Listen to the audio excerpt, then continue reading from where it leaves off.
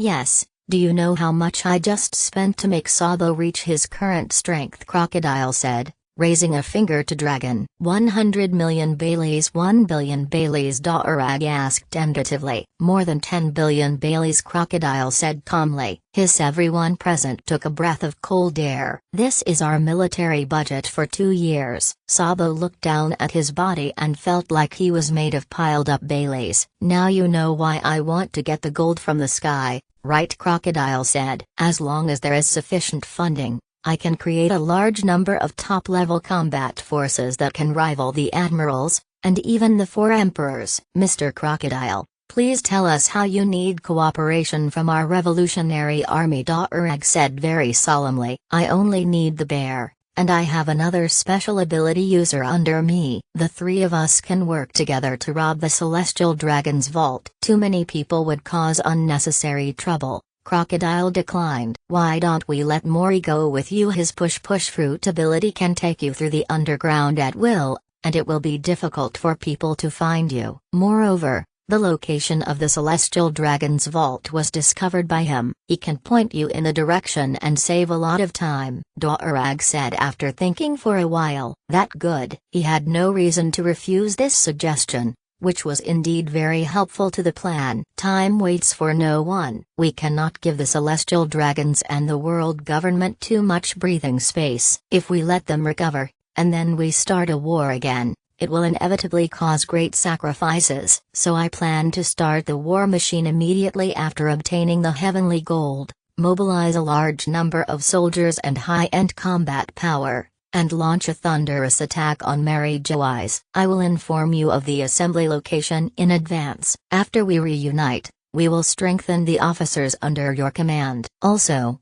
I need a large amount of weapons and warships. If you have surplus strategic reserves, I can purchase them at market prices. Crocodile was not shy about telling Dorag his strategic plan. Since we have formed an alliance now, and are all for the purpose of destroying the Celestial Dragons, I will do my best to meet any request that can be met, without holding anything back, Dragon said in a deep voice. Okay, without further ado, we will leave now. We will contact you over the phone for anything else. But you must be careful when communicating on the phone. The World Government Monitoring Department has been keeping a close eye on you. Remember not to let them discover our intentions. Crocodile instructed earnestly. Mr. Crocodile, thank you for everything you have done for the revolutionary cause. Dorag held Crocodile's hand tightly and said sincerely. All for equality and freedom, Crocodile said, patting Dorag's hand. Well, I look forward to seeing you again. Me too. The two smiled at each other, feeling a sense of mutual understanding. However, it time to end the trip to Baltimore. Aboard the Ark Maxim, Crocodile suddenly remembered that he had an important appointment with Whitebeard that had not been fulfilled. After thinking it over again and again, he called Whitebeard. Whitebeard, the war is over. How should we resolve the issue between you and me? Crocodile said in a bad tone. Gulila, you little devil, you are so impatient. This time, not only did you allow me to escape unscathed, but you also saved my sons from suffering little loss. I will remember this favor deeply in my heart. As for the grudge between us, if you want to take my head, go ahead. Whitebeard seemed to be in a very good mood at this time, and spoke very openly. What the use of your head alone? Crocodile said, a little annoyed. I understand what you mean. While I can still lift a sword, do whatever you want. The Whitebeard pirates will fully support you. Since you said so,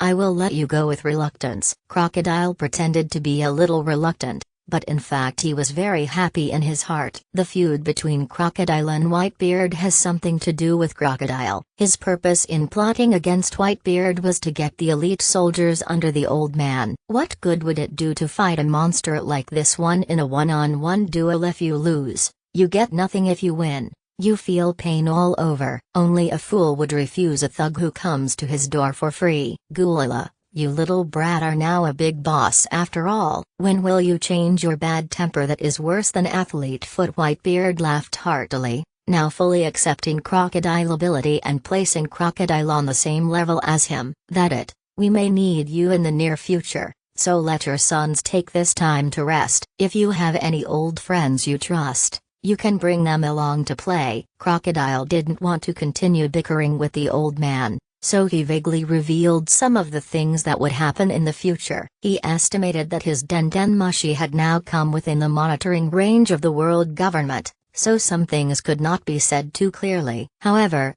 an old hand like Whitebeard immediately understood what Crocodile meant. "Is that so? I understand," Whitebeard replied seriously. After hanging up the phone with Whitebeard, Crocodile pressed his swollen temples. He was troubled by how to quickly mobilize a large-scale war. There were so many things to consider that his brain was not enough. Just then, he felt a pair of slender and soft hands taking over his hands and continuing to massage his head. Not only that, several more pairs of hands appeared on his arms, legs, waist and back and began to massage him together. Crocodile didn't need to look back to know that only Nico Robin had this ability. "Why do you push yourself so hard?" Nico Robin asked. "I just want to get rid of all my troubles in one go and enjoy life to the fullest," Crocodile replied casually. "You are already so powerful, what trouble can there be? Even if it is a celestial dragon, he wouldn't dare to offend you easily now." Robin asked puzzledly. "In a position like mine,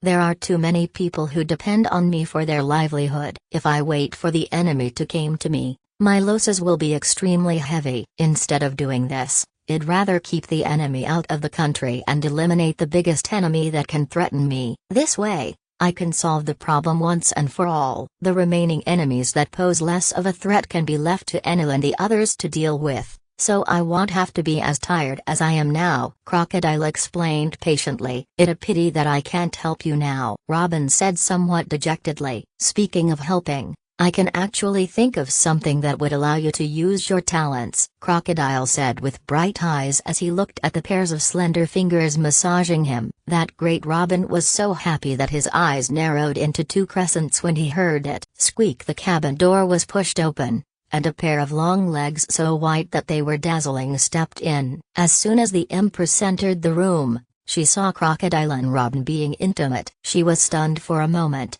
and ran out covering her mouth with a hurt look on her face. "What's wrong with her? I want to know that too." Crocodile and the other looked at each other in confusion. "Is this cheating? Croc-kun was having an affair with that woman in broad daylight. I feel really bad." After the Empress returned to her room, she immediately lay down on the bed and burst into tears. If Crocodile and Robin knew what she was thinking now, they would definitely be shocked. "No, I can't just give up like this. I can't watch Crocodile-kun being taken away by a scheming woman like Nico Robin." After crying for a while, the Empress suddenly turned over and said hatefully, "I must take practical actions to let Crocodile-kun feel my sincere love. I am the Emperor of the Amazon Kingdom. How can I give in so easily? I will definitely be able to defeat all my opponents and become the woman that Croc loves the most." The Empress raised her white fist to cheer herself up. Crocodile saw that the Empress had not shown up since she left,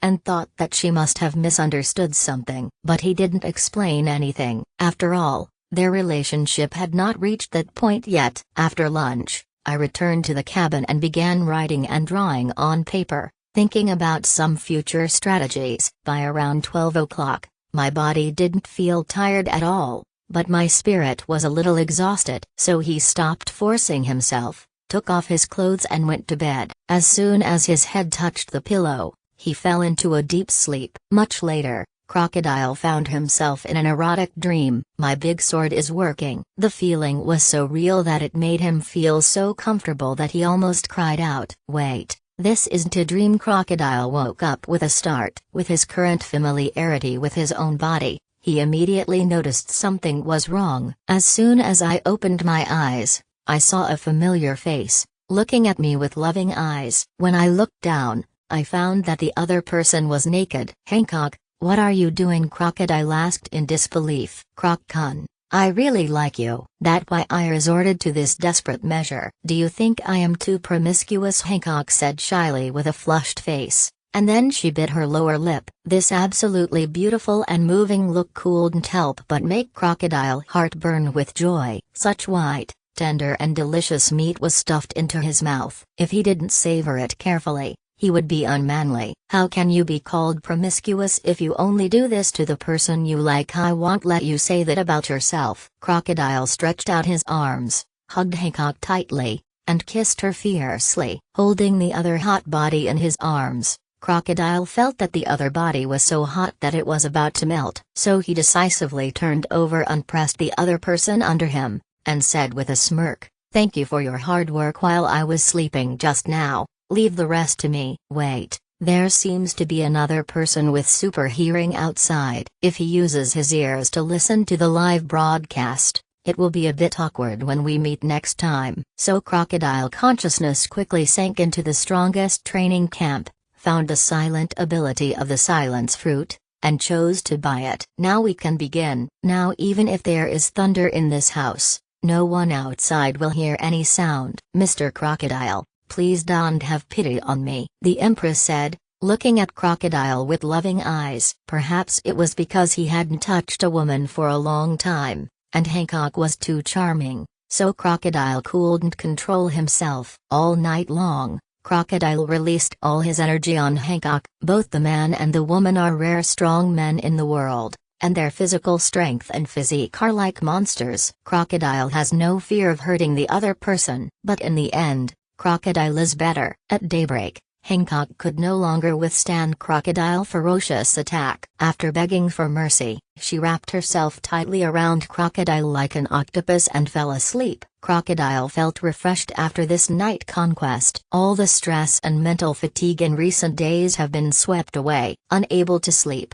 he had to carefully move the other person's hands and feet away, put on his clothes and got up. While sitting at the table and continuing to plan the next battle, he also began to think about how he should deal with his relationship with the other two women. He was now gradually realizing Vivi's feelings for him. As for Nico Robin, he couldn't see what she was thinking. On the contrary, he has always had a good impression of Nico Robin, the gentle and royal sister. However, he and Hancock have now developed to this point, and he can't be ruthless. After all, everyone can see how much Hancock likes her. Forget it. Let them make their own choice. The concept of monogamy does not exist in this world. If everyone can accept it, it's not impossible for four of us to live together. Crocodile consoled himself. Knock knock knock. There were knocks on the cabin door. Apart from Nico Robin, there would probably be no one else knocking on the door so early in the morning. Come in. Crocodile pretended to be calm after taking a deep breath. Sure enough, Nico Robin pushed the door open with breakfast and coffee. Good morning, I slept well last night. Nico Robin had just said half of the sentence when she was shocked all over and didn't continue. The cabin is not big, and you can see everything going on inside with just a quick turn of your eyes. As long as Nico Robin is not blind, she will be able to tell at a glance who is lying in Crocodile bed. Nico Robin bit her lips hard and put the breakfast in her hand on the table as if nothing had happened. Then, as if she smelled something strange, Nico Robin frowned her delicate brows, walked to the window and pushed it open.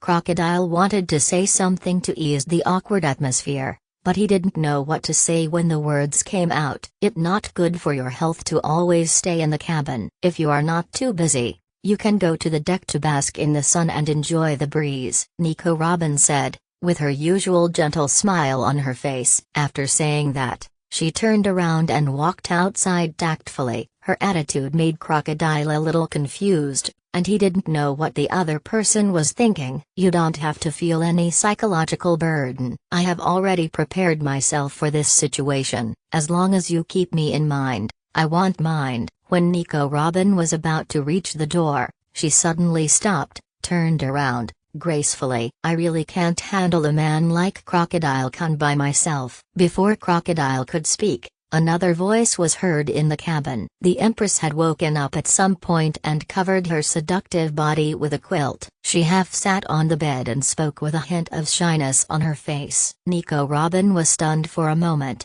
then she chuckled. Eat something now that you have woken up, Nico Robin said generously. Crocodile mouth twitched, and he felt as if he had been divided between two women without realizing it. Ahem. Come to think of it, I am a little hungry. Crocodile avoided the question. Nico Robin smiled, closed the door and turned to leave. This woman is really generous. It seems that I will have to rely on her to manage the harem in the future. Crocodile couldn't help but sigh. The Empress put on her clothes consciously and sat next to Crocodile. She picked up the bread from the plate and fed it to Crocodile. The sweet love in her eyes almost melted Crocodile. Thank you for your hard work last night, Mr. Crook, the Empress said shyly. No, I think you screamed harder, Crocodile said seriously. Crocodile words made the Empress feel weak again. After letting out a moan, she fell into Crocodile arms. Crocodile embraced the Empress, looked down at her charming and beautiful face, and couldn't help but sigh in his heart. If the Empress launched her sweet wind at him again now, he would definitely be petrified instantly and could not help but kiss her again. After the two had breakfast, Crocodile came to the deck alone to get some fresh air, while the Empress stayed in the cabin to continue resting, saying that she felt weak. Nico Robin sat in the rocking chair and read a book quietly. When she saw Crocodile, she just ignored him. Crocodile also found a place to sit down, but inadvertently discovered that Enel was always secretly glancing at him from time to time. Is there something on my face? Crocodile asked, confused. No, number. Enel denied it decisively, but the expression he gave Crocodile was particularly strange. Enelu, you are not still a virgin, are you? Crocodile suddenly asked. What wrong with being a virgin? Is it embarrassing? Enel asked back with some embarrassment. Puchy Nico Robin couldn't help but laugh out loud when she heard that. Ha ha ha ha, Enelu, how old are you and you are still a virgin? Isn't that embarrassing enough? Upon hearing this, Bentham pointed at Enelu and laughed. Shut up, you damned monster. Enel pointed at Bentham and cursed. Da, what wrong with being a shamal? I am a shamal and I am proud. Bentham was not ashamed but proud of it, and he actually started dancing on the spot. There are beautiful girls of all styles in Eden Bathing Center. You might as well go there for a look after you return. It will help you improve your strength, Crocodile suggested seriously. Can it improve your strength? As soon as Crocodile said this, Enel immediately became excited. That right? Have you ever been there to upgrade? Enel asked innocently. No, I have a better way. You are right. I will try it as soon as I get back. Enel obviously believed Crocodile words. Remember to bring money, it's not free there, Crocodile reminded. I understand. Enelu nodded solemnly. Crocodile turned around and saw Nico Robin, who was covering her mouth with her hands and hiding her face with a book. Her shoulders were shaking and it was obvious that she was having a hard time holding back her laughter. They sat there until night, and except for the diligent Enelu, everyone went back to their rooms to rest. As Crocodile entered the cabin, the Empress stood in front of him. What are you doing? Crocodile asked in confusion. Mr. Croc, why don't you go to Nico Robin place tonight? My body really can't take it anymore, the Empress said pitifully. Nico Robin opened the door and was obviously surprised to see Crocodile, but then she seemed to understand something. Let Crocodile in. I never thought that there would be a day when you would be disliked by others. Nico Robin covered her mouth and chuckled. Crocodile, who was originally a little embarrassed, relaxed after being teased by the other party. Yeah, other people think I am a monster. Crocodile put his arms around Nico Robin's slender waist and said in a pretended vicious tone. So,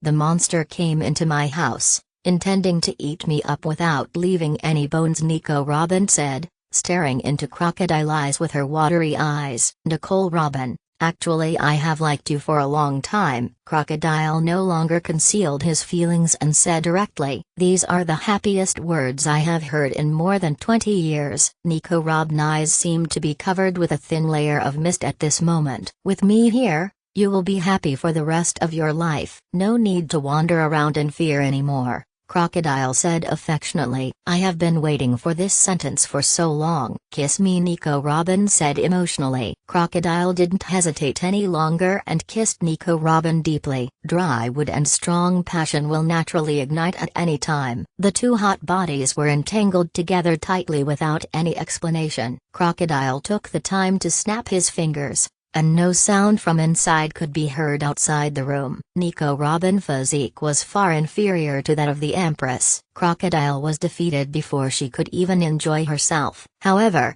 Just because Nico Robin herself is not capable doesn't mean she can't continue to satisfy Crocodile. The flower fruit can do more than just turn into hands and feet. As long as Nico Robin wants, she can create anything in any shape with flower petals. This actually brought Crocodile more unexpected happiness. Nico Robin tried her best and finally made Crocodile fall into a contented sleep before dawn. The next morning, Crocodile woke up early and spent some time with Nico Robin, but was finally kicked out of the room by her on the grounds that he felt weak all over. Once the door of desire is opened, it can never be closed again. I lived like an ascetic in those days. Fortunately, I don't have to be patient anymore. Just do whatever you want. I just don't know what kind of reaction Vivi will have when the time comes. Leaning against the side of the ship, Crocodile couldn't help but think. We just passed through Demon Valley town. We should be able to reach Eden in half a day, NL said while chewing an apple. Come to think of it, it'd been a month since we left Eden. I really miss it, Crocodile said. Eden,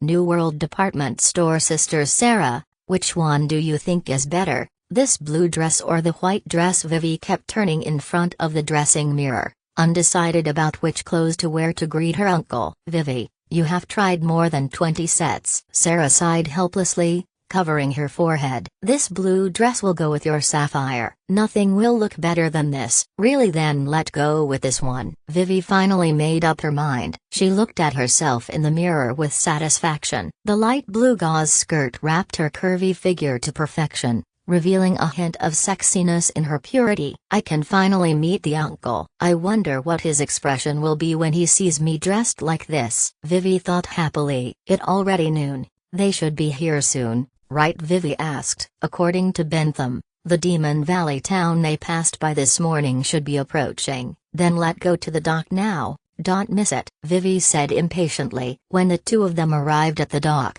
a group of executives from the Baroque Works were already waiting there, and the dock was crowded with people. The tourists passing by all looked at them curiously, wondering what important person they were welcoming with such a big ceremony. About an hour later, Gardino, who had been observing the sky with a telescope, suddenly shouted excitedly, "Here I come, I see the Arkansas." The welcoming team immediately became agitated. Sister Sarah, is my makeup stained? Is there anything else I can add? Vivi asked nervously. My lady, you are really as beautiful as a fairy now, Sarah said helplessly again. But I heard from Bentham that there are 2 super beauties coming with the uncle. I can't let them outshine me, Vivi said with some concern. Don't worry, you are one of the best looking people in the world. Be more confident, Sarah comforted her. Soon, the Ark slowly landed on the dock. Immediately, a sailor quickly placed the gangplank firmly on the side of the Arkansas. Bentham was the first to jump off the boat excitedly.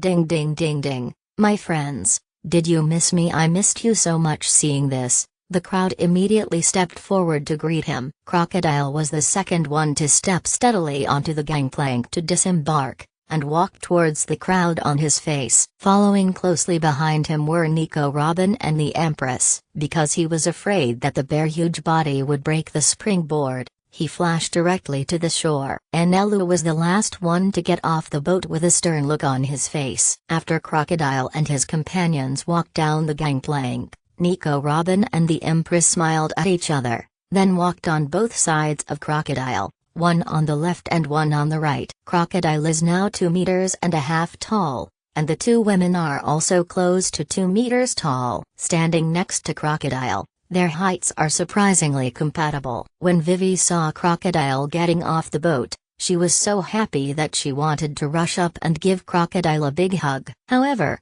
when he saw the 2 women around Crocodile, his heart suddenly ached. Nico Robin aside, even though she was very close to Crocodile, she was an old acquaintance. But the Empress on the other side of Crocodile is really dazzling. She has a beautiful face, an extremely sexy figure, and a cheongsam that magnifies all her advantages, especially when she clung to Crocodile's side with a sweet expression on her face. Anyone who is not blind can see that the relationship between the 2 is definitely unusual. How come the uncle was so close to 2 other women after only being out for a month? What happened between them? The more Vivi thought about it, the more heartbroken she felt. She even had difficulty breathing and her eyes became moist. The considerate Sarah quickly noticed Vivi's abnormality and put her arm around the girl's shoulders with some concern. "Boss, you are finally back." "Boss, this battle was fought beautifully. It really satisfying to see the Navy being beaten to a pulp by their boss. Even the Navy lair is gone." The expressions of the five elders should be very interesting. Ha ha ha ha. The executives of the Baroque Works surrounded Crocodile and praised him enthusiastically. Crocodile didn't want to disturb their interest and could only let them play. "We have achieved such great results on the front line.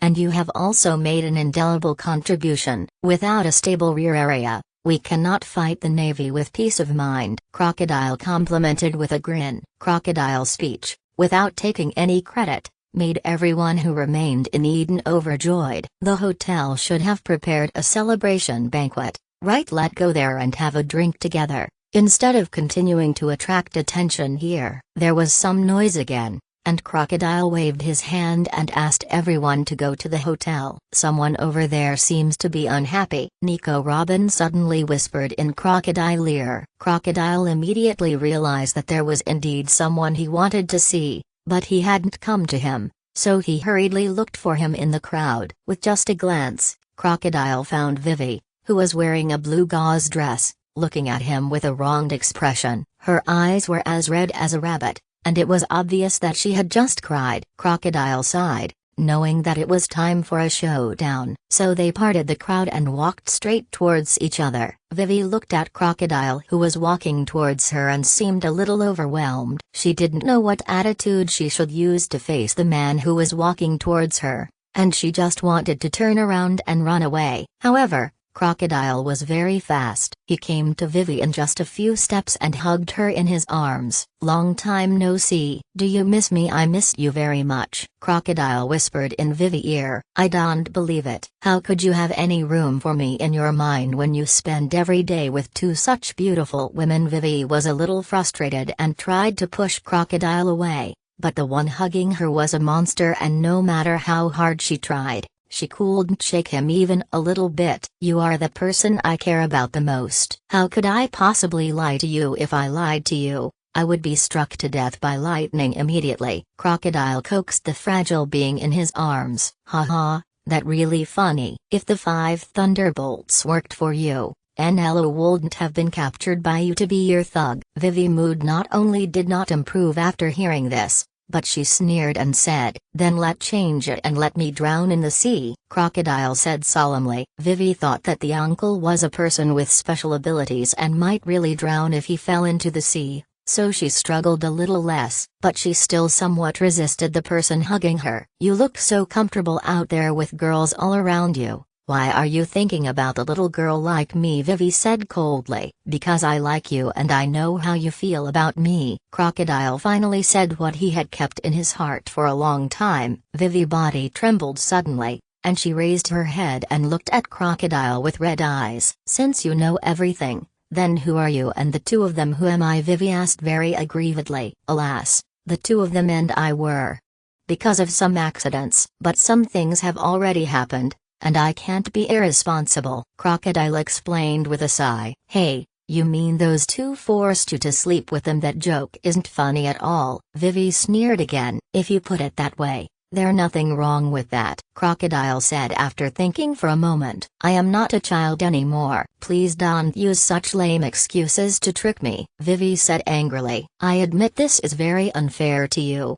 but I can't bear to give up on you," Crocodile said frankly. "So you want me to pay for your greed?" "Sorry, I can't accept that," Vivi asked Crocodile loudly. Then he used all his strength to push Crocodile away and ran away. Crocodile didn't chase her. He knew this kind of thing was very difficult for a girl to accept. Vivi is very angry now and needs to be given some space to relax. He nodded at Sarah, signaling her to follow him to prevent anything from happening to Vivi. "It must feel bad to be rejected, right?" Nico Robin said. "Why do I feel like you are gloating?" Crocodile said unhappily. "It's rare to see you being humiliated. Isn't it natural for me to be happy?" Nico Robin covered her mouth and chuckled. "Mr. Croc, Aren't you satisfied with having the two of us? The Empress said with a resentful look on her face. I haven't even had enough fun yet and you are already begging for mercy. Why can't I be satisfied? Crocodile pulled the Empress into his arms and said viciously. That does make sense. The Empress felt weak all over when Crocodile hugged her. Robin-chan,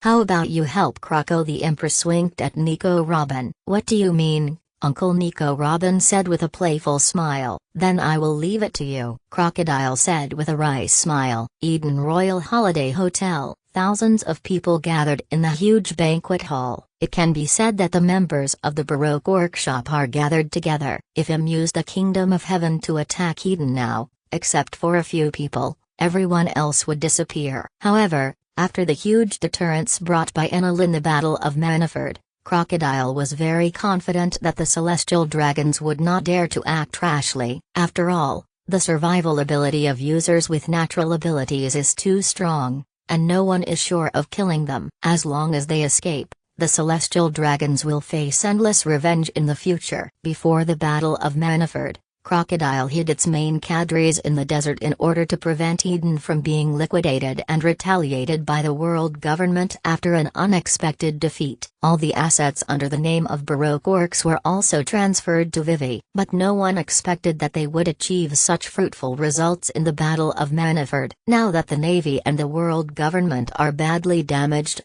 there is naturally no need to continue to be so cautious. So what if the Navy knew that Crocodile and his men were in Eden? Do they dare to come? Obviously not. The atmosphere at the celebration banquet was extremely warm. Crocodile also raised his glass frequently under the influence of this hot atmosphere. The morale of the Baroque Workshop reached its peak that night, and Crocodile got drunk without realizing it. This was also the first time he was drunk and unconscious since he came into this world. Vivi, are you really not going to consider it again? Sarah asked with some regret. What are you considering? Are you considering sleeping with his other two women? Vivi stuffed her clothes into the suitcase with tears in her eyes. He didn't even raise his head when he heard Sarah's words, and his tone was very cold. Princess Vivi, are you planning to escape after losing the battle? Just then, a teasing voice sounded at the door. The two turned around and saw Nico Robin standing at the door with her arms folded and a smile on her face. Are you here to laugh at my joke as a winner? Vivi asked angrily,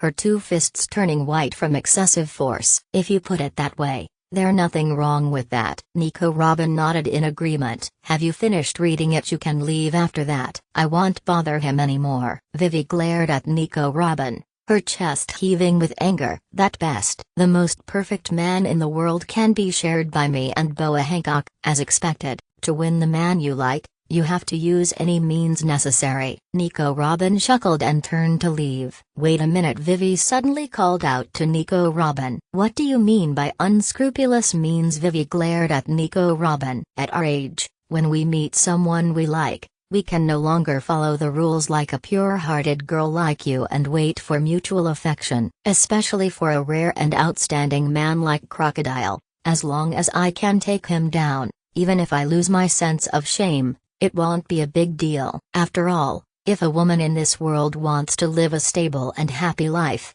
relying on a strong man is the best choice. Nico Robin said with a sigh. So what did you do to him? Vivi asked eagerly. It very simple. Let him fall asleep and then meet him secretly. Nico Robin squinted her eyes and chuckled. But, won't he reject you when he wakes up? Vivi said unwillingly. Asking such a question only shows that you don't know this man well enough. Nico Robin shrugged. What the meaning? What I admire most about Crocodile is that he gives unreservedly to all those he recognizes, and he will never give up. It is very difficult to take down such a responsible man, but it is also very easy. As a woman, I am willing to give up my shame for him and give my body and my true heart. How could he give up on me? Nico Robin said frankly. You just took advantage of his soft-hearted weakness, which is despicable. Vivi said angrily. I can spend the rest of my life with the man I love, so what does it matter if I am a little despicable? Nico Robin deliberately showed off. Oh,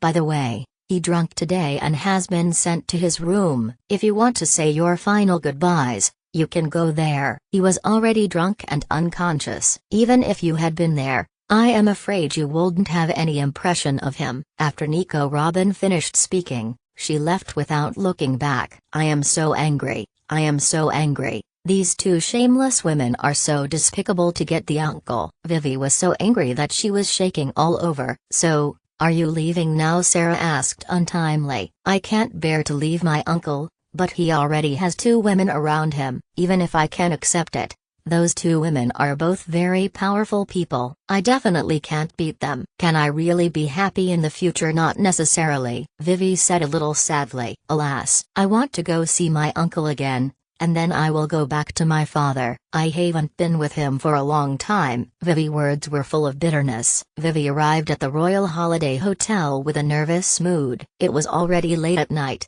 and there were still many members wandering around here who had not yet had enough to drink, clamoring to go to the bar to continue drinking. It seems like everyone drank a lot today. The uncle must be really drunk. Seeing this scene, Vivi felt much more at ease. She really didn't know how to face that person anymore. If the other person was awake, she would be so scared that she would turn around and leave immediately. Arriving at the door of the familiar room on the top floor of the hotel, Vivi opened the door and tiptoed in. Seeing that the uncle was indeed lying on the bed and sleeping soundly, Vivi immediately breathed a sigh of relief. Sitting on the bed, Vivi frowned. What a strong smell of alcohol. It's so unpleasant. But when she saw the peaceful face in front of her, she endured it again. He reached out and carefully touched Crocodile's cheek twice with his fingers. "Is this what the uncle looked like when he was young? He was really handsome. I really like you. It would be great if I could grow up sooner so I could have you all to myself. It's a pity that you already have two such beautiful women by your side now. But it's good this way. I don't have to worry about no one taking care of you. Let's just say goodbye. I hope you can always be happy." Vivi stared at the sleeping Crocodile and spoke. Then he slowly lowered his head and kissed Crocodile on the lips. At the moment their lips touched,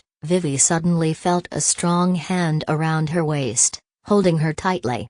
Vivi's eyes widened and she screamed and wanted to escape. However, her mouth was blocked and her body was tightly controlled. She could not move at all and had no power to break free. But the man in front of him still had his eyes tightly closed. All his movements were as if he was sleepwalking. Then he even turned Vivi over and pressed her underneath. Vivi was completely unable to resist the other party's wild kiss, and her body became increasingly weak. Suddenly, Vivi felt a chill on her body, and her thin gauze skirt was pulled off by the other party, revealing her fair and flawless body. No, stop! Vivi turned her head hard, and her mouth finally broke free from the other party control, and she exclaimed loudly. However, the man on top of her seemed to have lost his rationality at this moment. He just closed his eyes and continued his actions without saying a word. "Wake up, uncle, wake up quickly!" Vivi shouted in panic. "Uncle, this is my first time." Vivi felt ashamed and wronged,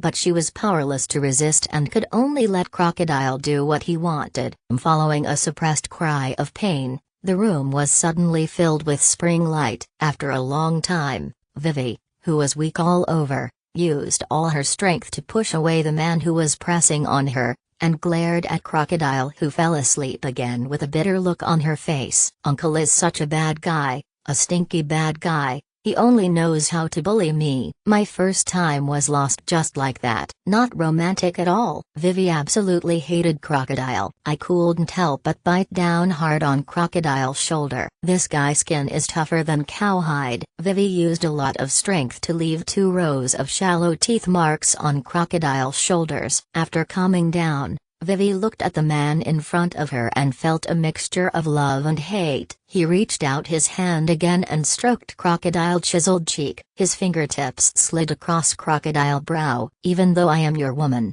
I still find it hard to accept sharing you with other women. What should I do? I don't even know how to continue facing you," Vivi murmured as she sat on the bed. "Maybe I should leave here for a while and go out for some relaxation. If I figure it out one day, it won't be too late to come back." Vivi endured the pain and soreness in her body, sat up, and put on her clothes dejectedly. But when she picked up the blue gauze skirt again, she found that it had been torn. "You bastard, I spent so much time choosing the clothes, and you ruin them just like that. Vivi couldn't help but get angry and bit Crocodile again. With no other options, she could only get up, open Crocodile wardrobe, and pick out a white shirt to put on. There was a huge height difference between Crocodile and her, and the white shirt looked like a loose white windbreaker on her. What is this? Vivi was very curious when she saw an exquisite wooden box on the table. Open the box, and you will see a milky white pineapple-shaped fruit lying quietly in the box. Isn't this the gift that the stinky uncle wants to give me? A devil fruit. Vivi's jade fingers slid across the uneven texture of the fruit surface, and a hint of coldness came over her. Humphrey, you are thoughtful enough to prepare such a precious gift. This princess will accept it reluctantly. Vivi pursed her lips and snorted. Then he tore off a piece of paper from the notebook on the table and left a few lines of small words. He carried the box to the bed again, leaned over and gave Crocodile another big kiss on the mouth. Vivi bit her lower lip, tears no longer able to be controlled. Goodbye, stinky uncle. Don't miss me too much. He moved the reluctant look away from Crocodile face with difficulty and limped away. It was just before dawn, the darkest time of the day. The originally bustling and prosperous city fell into silence at this time. Vivi walked out of the hotel door and was surprised to find that there were Crocodile taxis waiting for customers. What even more commendable is that the person driving the Crocodile is a beautiful woman with short golden hair and blue eyes. Beautiful lady? Where would you like to go? The blonde woman asked, squinting her eyes. Please take me to Casino Royale. At this time, even the casino should be closed, right? The woman asked. It doesn't matter. I live there. As you wish, the woman said, and the Crocodile taxi started slowly. Vivi hugged the box tightly in her arms, her absent-minded eyes scanning the uniquely shaped buildings illuminated by neon lights. When I thought of that bastard man, tears started to flow again without me noticing. Miss, you seem to be in a bad mood, the blonde asked. It okay, it just sand in my eyes. Vivi quickly wiped her tears with her sleeve and forced a smile. I have a magical perfume that can make people relax and happy. Do you want to try it? The woman asked, holding a delicate and small glass bottle in her hand. No, thank you, Vivi politely declined. She is an expert in perfume, and even uses perfume to fight against enemies. She has seen all kinds of perfume. This is the first time I have heard that perfume has this function. How could I believe it so easily? It really good. You won't regret it if you try it. When the woman saw Vivi refused, she opened the bottle without saying anything. With the help of the breeze,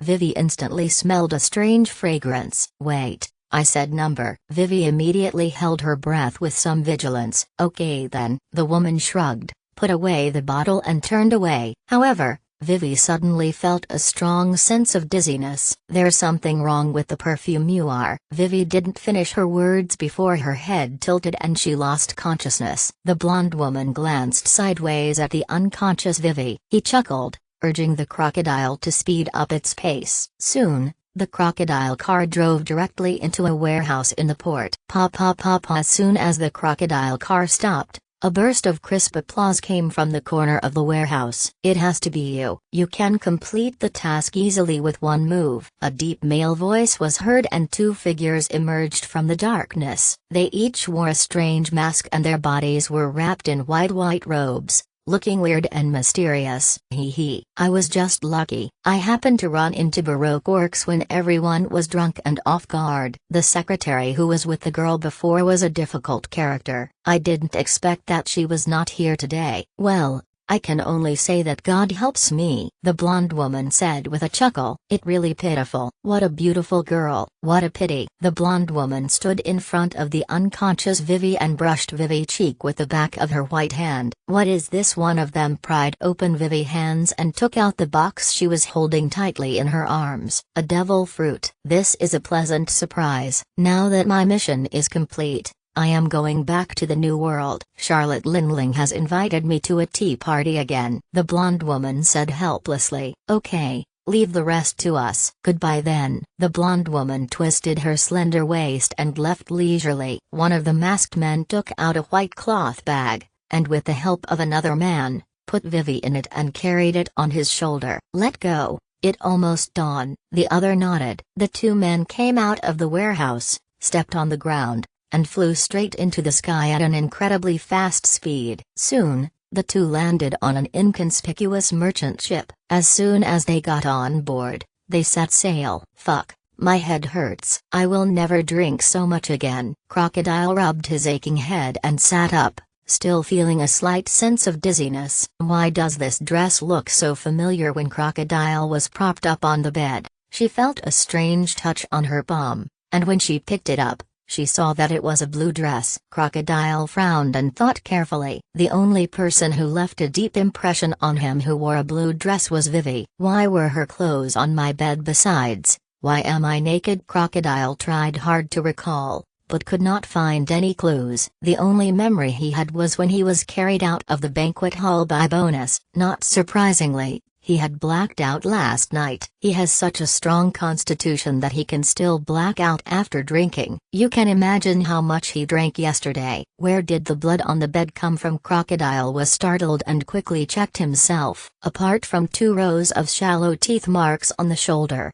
there were no signs of injury anywhere. I didn't do anything stupid last night when I was drunk, did I? The location of the bloodstain gave him a bad feeling. It is very likely that he, in his drunken state, took away Vivi Press's first time. Crocodile quickly put on his clothes and stood up. He found that the wooden box that had been placed on the table had disappeared, and instead there was a note: "Go out and relax, don't come to me." I accepted the gift. You live. Crocodile rubbed his aching temple, feeling helpless. The situation is so chaotic right now. Why would I want to go out and relax? Besides, if a woman says no, she means yes. How could I not look for you? Sarah, is Vivi in her room? Crocodile asked, dialing Sarah's number. Vivi, I saw her enter your room last night and she didn't come out for a long time, so I came back to rest. Sarah on the other end of the phone was obviously confused. Go check now to see if there's anyone in her room and if her luggage is still there. He left me a message saying he was going out to relax. Oh,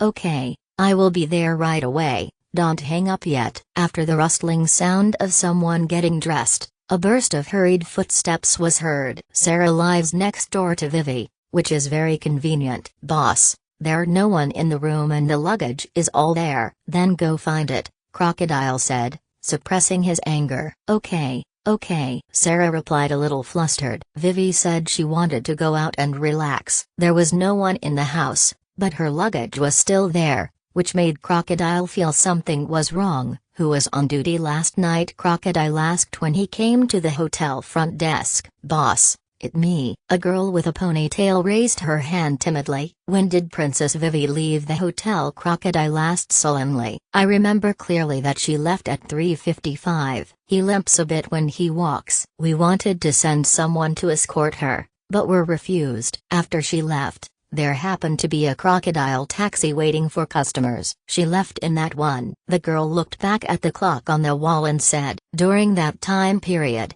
she had nowhere else to go except the casino, and she didn't come back to the room. It very unusual. Crocodile heart sank and he felt an inexplicable nervousness. Bulu bulu, bulu bulu. Crocodile quickly answered the phone. Boss, the guard said Vivi didn't return to the casino yesterday. Sarah said in a panic, for so long, I have only assigned you the simplest and easiest task, which is to protect Vivi and be her personal bodyguard. Is that how you stick close to me? She didn't come out of my room. Won't you wait for her at the hotel? Aren't there enough rooms in the hotel for you to sleep? And why do you have to go back to sleep? Crocodile yelled into the phone in extreme rage. This was the first time since he came into this world that he lost all his composure and calmness. Yes, I am sorry, boss. I will definitely get Vivi back, Sarah said with shame. Mobilize everyone who can be mobilized. Immediately after hanging up the phone, Crocodile immediately turned into countless yellow sand and flew out. His destination was the Eden Central monitoring room. He had to know how Vivi disappeared. Quick,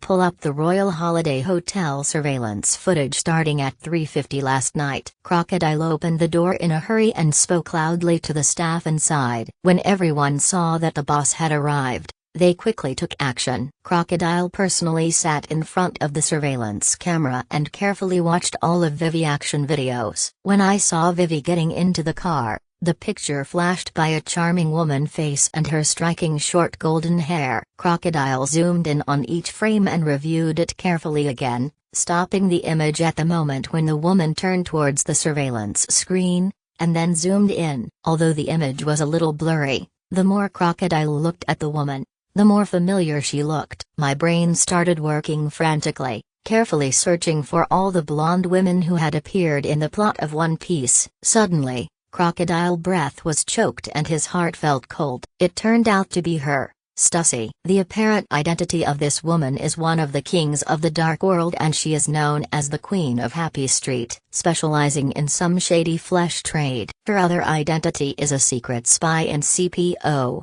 the world government most powerful intelligence agency. How dare they? How could they infiltrate Eden so quickly? Crocodile was so furious that his whole body began to tremble with anger. However, before seeing where Vivi was going next, Crocodile suppressed his anger and continued reading, until he saw the crocodile taxi heading towards the port and disappeared. Crocodile could no longer suppress his anger and smashed the table and monitor in front of him into powder with one punch. All of the staff in the room were trembling with fear. Crocodile stood up and walked out quickly, taking out his Den Mushy and dialing Bentham number. "I am outside the monitoring room. Come to me as quickly as possible." After saying that, he immediately hung up the phone and shouted to the sky. Anello came to me immediately then. His consciousness sank into the strongest training camp. He searched for the staring fruit, and immediately purchased one of the clairvoyance abilities. This clairvoyance ability is extremely abnormal and can expand one field of vision to a huge range with a radius of 4,000 kilometers. In addition, Crocodile also bought Enel exclusive Heart Web and Lightning Flight. While waiting for Enel and Bentham, Crocodile took the lead in opening the Heart Net and began searching in Eden. The moment the Heart Network was opened, an extremely huge amount of information instantly penetrated into Crocodile mind. Crocodile unprepared brain was suddenly hit hard,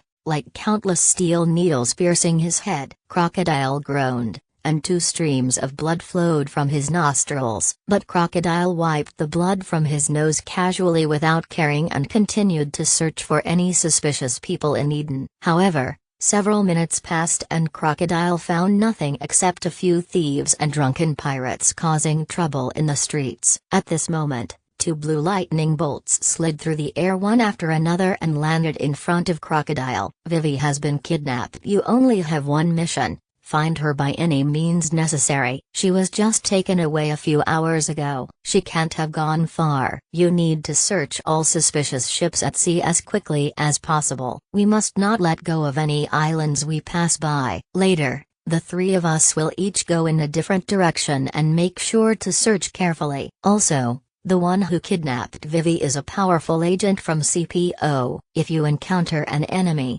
call for help first. Their strength is about the same as that of a general, and their fighting ability may even be stronger than that of a general. Don't be reckless. Crocodile rapid-fire remarks and his livid face made the 2 men realize the seriousness of the problem. Even Enel didn't dare say anything when he saw Bentham turned into his appearance again. Crocodile grabbed both men by the shoulders at the same time, granting them both the power of clairvoyance. "I have given you a new ability that allows you to see everything within a 4,000-kilometer radius. You must not let go of any suspicious targets." Understood. After the 2 men answered with serious expressions, they immediately shot away into the sky, one from the east and the other from the west. Crocodile activated his clairvoyance on the spot and took the lead in investigating. He spared no ship that was heading in the opposite direction to Alabama Eston. However, the clairvoyance can only see the surface, and the CPO would not be stupid enough to place Vivi on the deck for others to see. All he could do now was to lock onto a few suspicious targets as much as possible,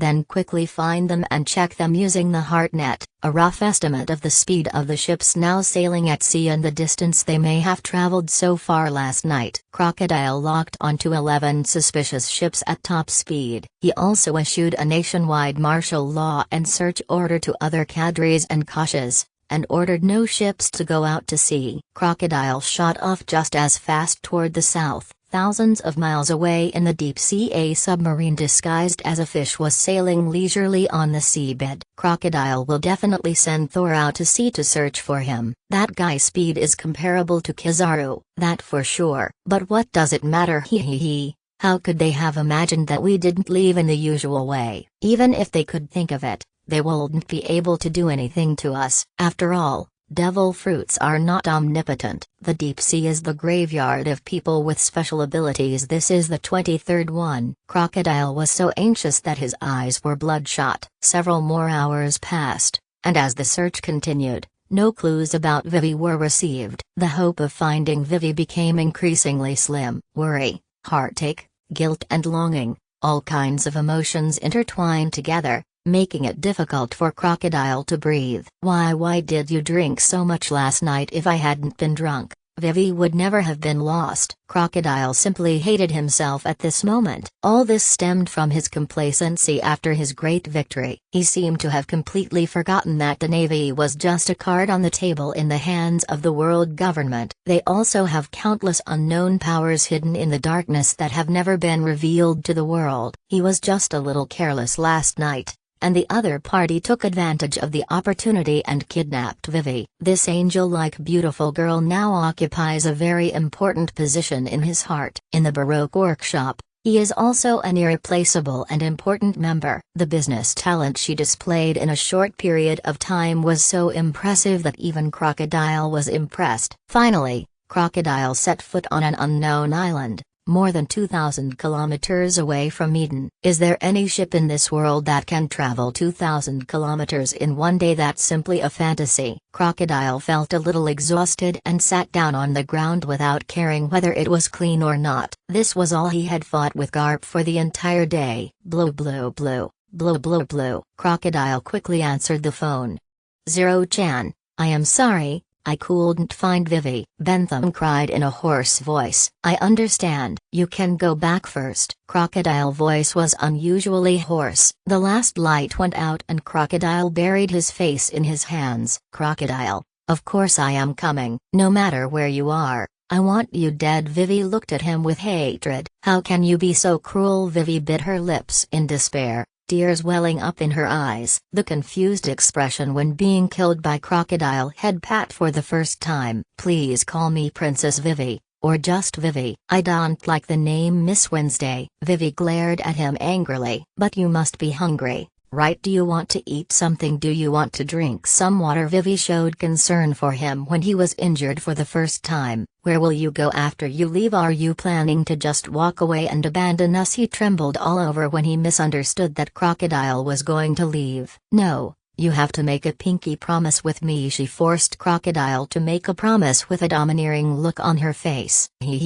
That what you said, Uncle? He narrowed his eyes happily after being allowed to call Crocodile Uncle. Thank you, Uncle. This is my favorite gift I have ever received in my life. After receiving the gift, she was so moved that she hugged Crocodile tightly. Eden, I am here, so go and do what you want. Before leaving for the battle, Crocodile tidied his clothes like a well-behaved wife. So you want me to pay for your greed? Sorry, I can't accept it. After learning that Crocodile had other women, she fled heartbroken. Her every smile and frown, her cute look when she is acting coquettishly or angry, every moment he had spent with her was engraved in Crocodile's mind like a knife, as if it had just happened. It was not until now that he finally realized how important Vivi was to him. In his heart and mind, love for this girl had already been deeply planted. After experiencing the absurdity of last night, Vivi truly became the woman who belonged to Crocodile alone. But now, he had lost her. Celestial dragons, and the world government, if you dare to let my woman get hurt, I will definitely let you know what cruelty is. Crocodile swore with red eyes. then stood up suddenly. Vivi's condition was unclear and he couldn't waste any more time. Since the world government chose to kidnap this woman who was very important to him, they must want to use Vivi as a bargaining chip to negotiate with him. Another possibility is that he wants to lure Crocodile and his top fighters out of Eden by luring them away from the mountain, and then achieve some other ulterior motives. He had to return to Eden as soon as possible in case anything changed. New World, a deserted island. It was noon, and a group of pirates sat casually on the ground, shouting loudly, toasting each other, looking very pleasant. "Hey, Shanks, the latest bounty has been released. Do you want to know who has the biggest increase?" Lakillo asked with greasy mouth, holding a golden roasted animal leg in his left hand and a stack of wadded posters in his right hand. "Of course it Crocodile Gang." Shanks gulped down a mouthful of wine and laughed heartily. "That right. I am afraid all the idiots in the world can guess the answer now," Lakillo said after a moment of silence. "Ha ha ha ha ha ha." Lakillo's words caused the pirates to laugh uncontrollably. "Lakillo, aren't you the biggest idiot?" "That right. Only an idiot like you can ask such an idiotic question." Ha ha ha ha ha ha. Some people laughed so hard that tears came down. "Shut up, you assholes. You will never guess what the bounty on Crocodile is," Lakillo said angrily. "How high can it be?" "Can it be taller than Roger?" Rockstar said disdainfully. "I guess he should be a little taller than Shanks. After all, Shanks is the weakest of the four emperors, so it's still possible to surpass him." "That right. Isn't the four emperors with the lowest bounty the weakest?" Ha ha ha ha ha ha. The pirates started laughing again. "Shanks, when will you be able to become the Pirate King, so that we can have a bit of pride when we go out?" "Yes, Shanks, I always hear you telling others to give me face." "Where does your face come from?" The pirates had just finished laughing at Lakey Elon started pointing their guns at Shanks, who had an innocent look on his face. There was not a trace of mercy in his words for this famous four emperors. I know. I will try my best." Shanks raised his one arm, smiled bitterly and raised his hand in surrender. "So, what the bounty on Crocodile?" Jesus asked. "The current bounty on Crocodile is 4.8263 billion Baileys," Lakillo said in a serious tone. "No way. Crocodile previous bounty was only 81 million. And it has increased nearly 60 times in an instant. The only two legendary pirates ahead of him are Roger and Whitebeard." "Doesn't this mean that Crocodile is now the fifth emperor of the sea?" "This increase is too exaggerated. He is almost entering the 5 billion club." "How did he do that?" "Of course because he killed the admiral of the navy in front of 100,000 navy elites." "Does Shanks have that ability?" "Obviously not." "Sure enough. He is still the weakest fourth emperor." "No, now he is the weakest fifth emperor." "It's a very embarrassing feeling." Hey, why are you involving me again?" Shanks shouted in dissatisfaction. Ha ha ha ha ha ha ha. The pirates of the Red Hair Pirates laughed wildly again. It was as if the captain was supposed to be the object of their ridicule. Only Shanks looked deeply at the sea,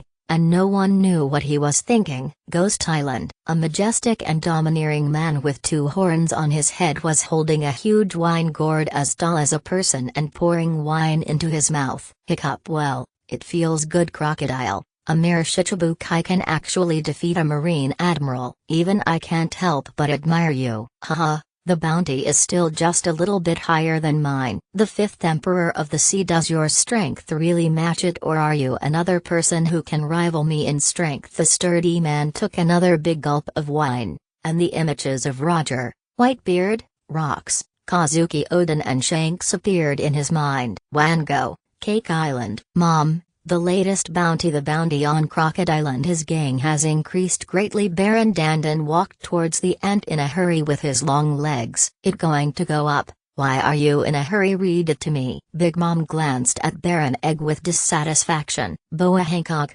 1.235 billion Baileys." "Bartholomew Bear, 1,552 million Baileys." "The Thousand-Faced Demon." "Bentham, 1.867 billion Baileys." "Wait, what is this thousand-faced demon man?" Big Mom interrupted Baron Egg. "Mom, This thousand-faced demon played a huge role in both the undersea prison and the Battle of Maniford. He can transform into any one image and use other people devil fruit abilities. His combat power is even comparable to that of a Navy admiral, Duke Dandon explained. In that case, wouldn't he be able to transform into my appearance? What an interesting ability. Mom, I am not sure about this. A cold sweat ran down Duke Dandon's forehead. Just keep reading. Thunder God. In Elu, 3.215 billion berries. It's incredible that a newcomer can get such a high bounty. Who is stronger, his thunder and lightning or my Zeus? Big Mom interrupted Baron Eggman again. Mom, this thunder god Anil was able to make the entire Navy headquarters disappear completely with his own strength, Baron Egg said tremblingly. What would happen if his soul was fed to Zeus, I wonder? Well,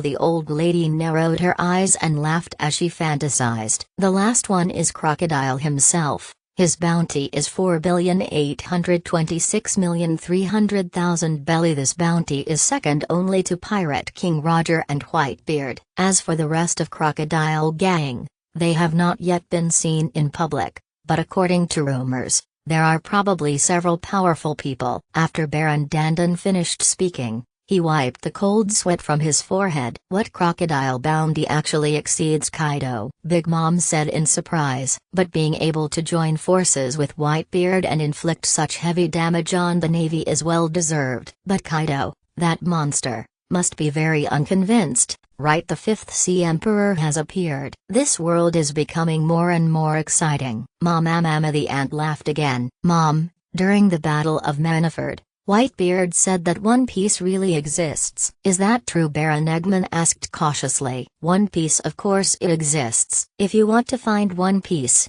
you must collect all the red historical texts. You must hurry and search. One Piece, I want to watch it too. Boss, I am sorry. If I hadn't been lazy for a moment, Vivi wouldn't have been kidnapped. Please punish me. I can accept any result. Sarah knelt before Crocodile and cried loudly. Who? Crocodile exhaled a long puff of smoke. Get up. You can't be blamed solely on this. I underestimated the world government. I thought a victory would shock them. I didn't expect them to act so decisively. I was careless. We all were careless. Crocodile clenched his fists tightly. For the first time since coming into this world, he felt a sense of frustration that he had the power but nowhere to use it. We must find a way to rescue Vivi. She is such a fragile girl. If she falls into the hands of those demons, I don't know what kind of inhuman torture she will suffer. Nico Robin glanced at the former CP9 members sitting at the end of the conference table,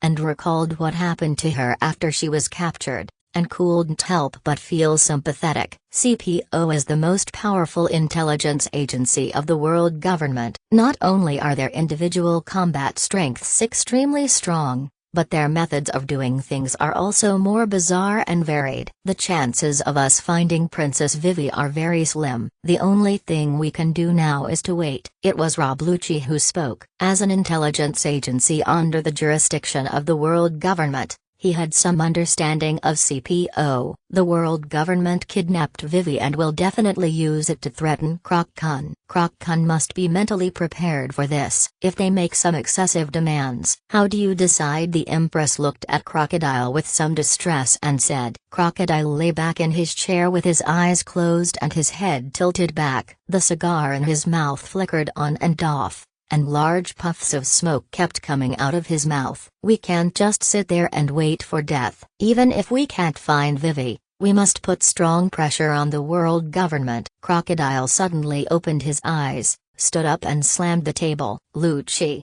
I will give you the ability to imitate and peer into minds. Your mission is to infiltrate Marijoa and obtain all the important information that can be used. With my permission, you can assassinate some people who you think are second only to the head of the organization in terms of importance, so as to cause panic and chaos in the world government. When Rob Lucci heard Crocodile words, he was shocked. The opportunity he had been waiting for a long time finally came. It is the best choice to leave professional matters to professionals. The two abilities that the boss just mentioned may not be so important to others, but for us agents, It is nothing short of a divine skill that defies the heavens. I can say this responsibly. There will be no intelligence in this world that we cannot obtain. There was an indescribable excitement in Lucci's tone. When others hear what he says, they will just think he is bragging. But those who truly know Rob Lucci know. All this confidence comes from their strong intelligence capabilities. Now with the added ability to imitate and peer into other people's minds,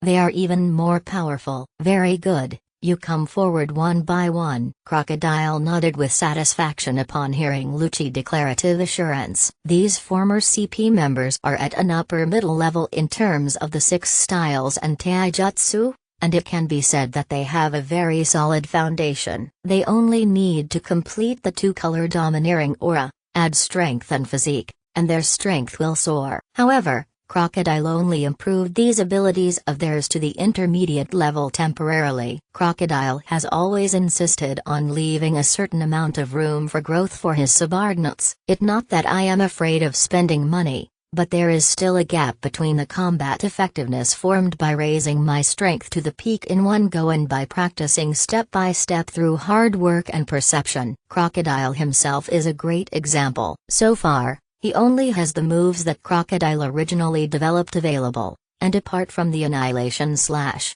he has basically not developed any new moves. When fighting with others, he just uses basic attacks all the time, without any efforts to further tap his potential. But there was no way around it. Before the Battle of Manaford, he had no time to practice. After Lucci and the others received the enhancement, they all looked at Crocodile as if he were a god. Is there anything more exciting in this world than gaining powerful power? Obviously not. Boss, shall we set off now? Lucci said, suppressing his excitement. No hurry. It won't be too late to leave after listening to the combat meeting. Crocodile motioned for them to sit down first. Then he took out his Mushi and dialed. Kosa, it me. My lord. Is there any news about Vivikasha? Anxious voice came from the other end of the phone. Not yet, Crocodile said after a moment's silence. How much military force can the Kingdom Army mobilize now? How many warships are there? He then asked. After this period of streamlining,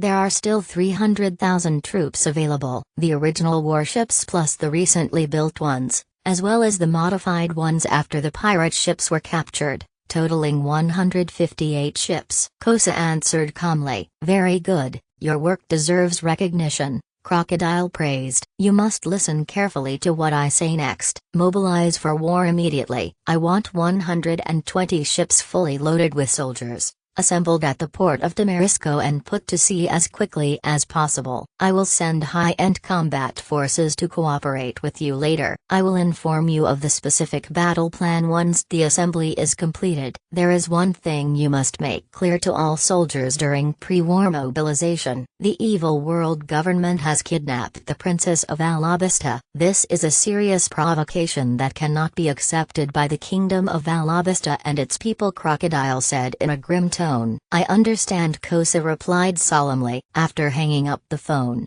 Crocodile looked back at Gem. Have you counted the names of newly promoted mid-level agents and billionaires this month? Yes. Upon hearing this, Gem immediately took out a small book wrapped in cowhide from the inner layer of his clothes. Crocodile took it and examined it carefully, and found that Gem remembered it very carefully. It can be said that all members with excellent academic performance and potential are recorded by him. The code names of the members are followed by their respective strengths. Very good, you did your work very carefully. It seems that you put a lot of effort into it. After the meeting, you will bring the newly promoted mid-level agents and all billionaire elders to me in batches according to the list. I see, Gem replied in a deep voice. Then, I will explain to you the specific plan for this operation. The first purpose of our operation this time is to put strong military pressure on the world government to prevent them from causing harm to Vivi. The second purpose is to show the world that we not only have a few top-level combat forces,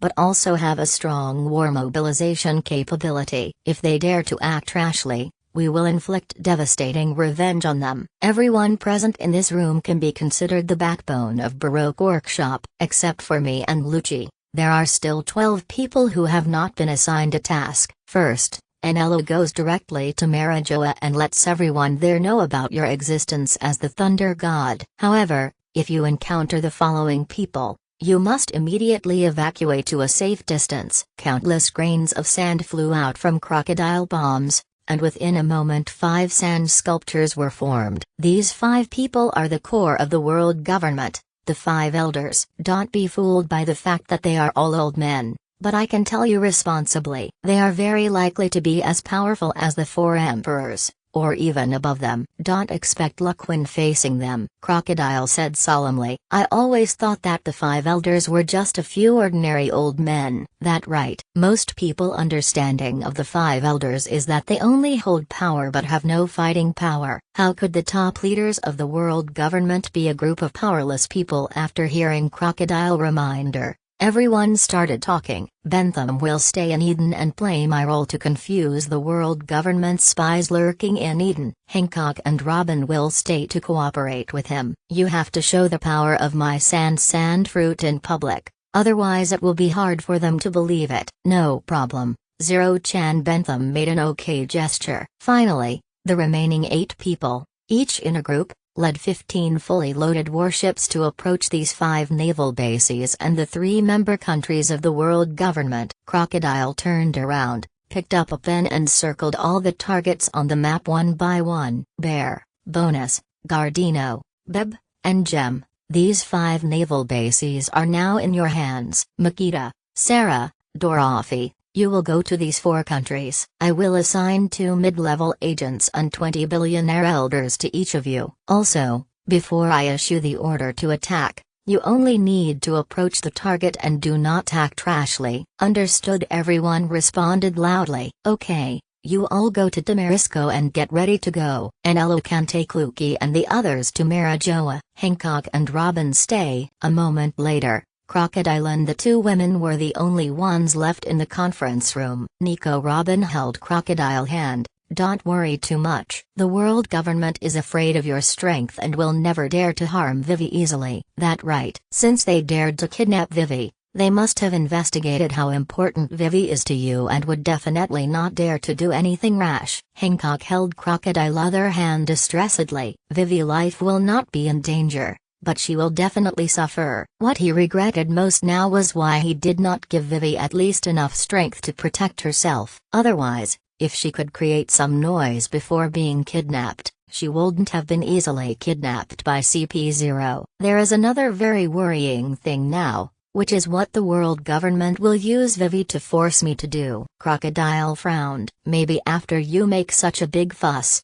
the world government will release Vivi immediately, Robin whispered to comfort her. You think too simply of those cold-blooded celestial dragons. In order to achieve their goal, even if many ordinary soldiers die, they won't even blink an eye. Crocodile sighed and shook his head. Yes, those celestial dragons cannot even be called human beings. Hancock knew the temperament of the celestial dragons best. I guess their real target is most likely me, because a force like Baroque orcs will fall apart in an instant once its backbone, die. Crocodile said with a deep look in his eyes. No, you won't die. I won't allow you to die. As soon as Crocodile finished speaking, the Empress immediately covered Crocodile's mouth in a hurry. Ha ha. Silly woman, unless I want to die, no one in this world can kill me. Crocodile smiled slightly, grabbed the Empress' white and tender hand and becked it. Robin, you are still too weak. I am going to strengthen you to prevent Vivi tragedy from happening to you again. Crocodile then turned to Nico Robin and said, Really? Nico Robin eyes lit up when she heard that. After experiencing those unbearable despairs with the Straw Hat Pirates,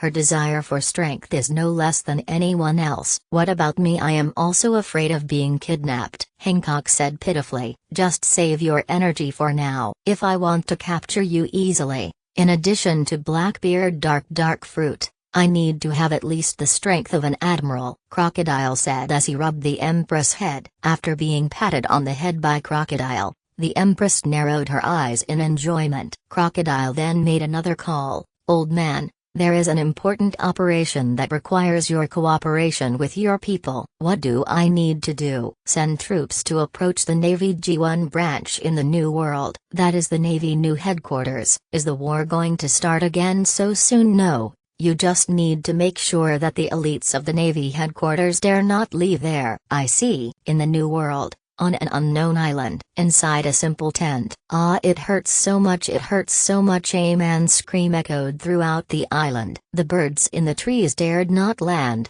and the wild animals on the island were trembling with fear. Poison Q. Please kill me quickly, I really can't stand it anymore. Blackbeard Teach was wrapped in bandages and tied tightly to a flat stone slab with iron chains as thick as his arms. He cried and begged miserably. Woo wah woo, Captain, Captain. He has been screaming like this for 3 days. When will he get better? Blackbeard's miserable condition made Bosch's feel so sad that he sat cross-legged on the ground and cried like a child. You are worthy of being the captain. You have held on for so long and are still alive. The king of evil government said gloatingly. This kind of inhumanly strong will is not something that everyone can possess. Xiaoyu eyes revealed admiration for Blackbeard. If it were anyone else suffering from this kind of pain, they would have fainted long ago, but the captain was able to stay awake the entire time. It really admirable, Catalina de Pen agreed. If it weren't for Van Oka bullet, which slightly deflected Whitebeard blade, the captain would have been dead long ago. But even so, the injuries he suffered were so severe that they could not be treated with conventional means. The damage caused by Whitebeard, in addition to the horrific knife wound that went through his body, even shattered many of the captain's internal organs. I can only use poison to unleash all the potential of his body. It is true that this method can save his life, but it will also cause him great pain. Add to that the side effects of the dark fruit, and even the most determined person would find it unbearable. And Q hesitated to speak, and what Lafayette asked hastily. And even if he can be cured, he will lose more than 10 years of life, and his body will also undergo unpredictable changes. Ugh, run, I can't control myself anymore. Just then, Blackbeard suddenly shouted. As soon as he finished speaking, countless black mists began to emerge from Blackbeard's body and began to spread rapidly around. Blackbeard crew members did not dare to delay and fled from the tent one after another. But the surging black fog seemed endless and kept spreading out from the tent. Hurry, get on the boat, Fanoka shouted. Everyone started to flee desperately. After everyone got on the boat, they looked towards the island. I saw the overwhelming black fog, which had spread to the entire island. This unknown island was completely swallowed up by the black fog in a very short time. Looking ahead, one could see a huge black cloud floating on the calm sea, surging constantly. It's so horrible. The cigar in Shire mouth fell to the ground unknowingly. After a long time, a tall and strange figure stood up in the black fog, and was completely wrapped in the black fog. Huff huff, it sounded like a giant beast breathing heavily. 2 eyes emitting scarlet light looked like the devil from hell. Gudong, Captain. What kind of monster has it turned into? Bosch's swallowed hard, his muscular body shook like a sieve, and he asked tremblingly as he looked at the terrifying figure. Thief, ha ha ha. The violent and cruel emotion in the familiar laughter made Blackbeard crew members feel as if their hearts were tightly grasped by a big hand, making it difficult for them to even breathe. That great alive. Albana, the capital of Alabasta. In the square inches front of the palace, flags were flying. More than 100,000 soldiers of the kingdom army stood solemnly in neat square formations. A murderous atmosphere was floating in the air. Warriors of Alabasta today, I have to gather everyone here because the most beautiful and kind princess of Alabasta has been kidnapped by the world government. Her life is now in danger. As the only bloodline of the Nefertari royal family, I am sure everyone has witnessed what Princess Vivi has done over the years. I think there is no other princess in the world who can treat ordinary people like us as well as she does and treat us like family members. Thanks to the efforts of Princess Vivi and the former Archon, Lord Crocodile, Alabasta has regained its prosperity in a very short time. We built Eden, the most prosperous and wealthy city in the world. No one has to worry about food and water anymore. Everyone has hope in life again. Under such circumstances, the world government brazenly took action and captured our most beloved princess. They just want to pluck the ripe fruit of Alabasta without any effort. Let all of us return to the life of poverty and misery. I want to ask all the soldiers present here, do you still want to go back to the life you had before? Kosa shouted passionately with a loudspeaker. No, no, no. Can we make the world government conspiracy succeed? No, no, no. Should we rescue Princess Vivi? Yes, yes, yes. More than 100,000 soldiers of the kingdom army. Each of them felt extremely angry. Their eyes were red, and they were breathing heavily through their noses. They roared in unison, making deafening noises. Then, a white-haired old man was pushed to the front of the stage in a wheelchair. Amid everyone's puzzled gazes, Kasha performed the noblest etiquette of Alabasta to the old man. Then he turned around and stood beside the old man, and continued with a sad face, "Can anyone recognize who this old man is?" Everyone in the audience was suddenly bewildered and confused. Kosa half knelt beside the old man, holding one of his hands, and said in a trembling voice, "This is our beloved King Cobra." "What? How is that possible? How could King Cobra become like this?" "That impossible. I saw the king visiting a nearby village to express his condolences a few days ago." As soon as Kosa finished speaking, even the king army, which was well disciplined, couldn't help but start talking. After all, this kind of thing is too shocking for them. Yes, King Cobra was not like this a few days ago. It was because of the news that Princess Vivi was kidnapped that King Cobra became so anxious that his hair turned white overnight. "I even had a heart attack and fainted because I was too worried." Looking at Cobra's current appearance, unless one was particularly familiar with it, one would not be able to recognize that the old man in front of him was His Majesty the King of Alabasta. Everyone who learned the news was shocked. Cobra patted Kosa's hand weakly and signaled with his eyes that Kosa should give him the loudspeaker. Kasha immediately understood and put the loudspeaker to his mouth. "Please, everyone, save Vivi." "Please." Cobra spoke with difficulty, almost speaking word by word. Before he finished the incomplete sentence, the soldiers of the kingdom army below saw the miserable appearance of the king and many of them burst into tears. After hearing Cobra's extremely difficult request, he became even more angry. "King Cobra, we will definitely rescue the princess." "King Cobra, I will rescue the princess even if it costs my life." "King Cobra, don't worry." "King Cobra, you should rest here and recuperate, and wait for news of our victory." When Cobra heard the soldiers' assurances, he couldn't help but burst into tears. "Warriors, the warship is ready. Let's set off now to rescue the apple of Alabasta." Kosa picked up the megaphone again and yelled, "Save the princess, save the princess, save the princess." After Kosa finished speaking, more than 100,000 royal troops, led by officers, left in an orderly manner and headed towards Damarisco, the nearest port to Albania. Holy Land Marijoa, the headquarters of the World Government Intelligence Agency. In a wide hall filled with surveillance screens, CP staff members were walking hurriedly between the densely packed tables and chairs. "Report to the commander. Urgent military information has been received from the New World." A young intelligence officer ran to a desk at the end of the hall with a stack of documents and a nervous look on his face. Sitting there was a tall man in a white suit, with blonde hair and a golden beard and gloomy eyes. "Read." The man uttered a word. "A call from the surveillance ship responsible for monitoring the Whitebeard pirates. Starting at 3 o'clock this afternoon, all the pirate groups under the Whitebeard pirates will set sail again and head towards Sphinx Island, Whitebeard home down." The blonde man had a blank expression on his face, tapping his fingers lightly on the table, as if he was thinking about something. "Report to the commander. Urgent military information from Alabasta at this time." Another intelligence officer came running over, panting.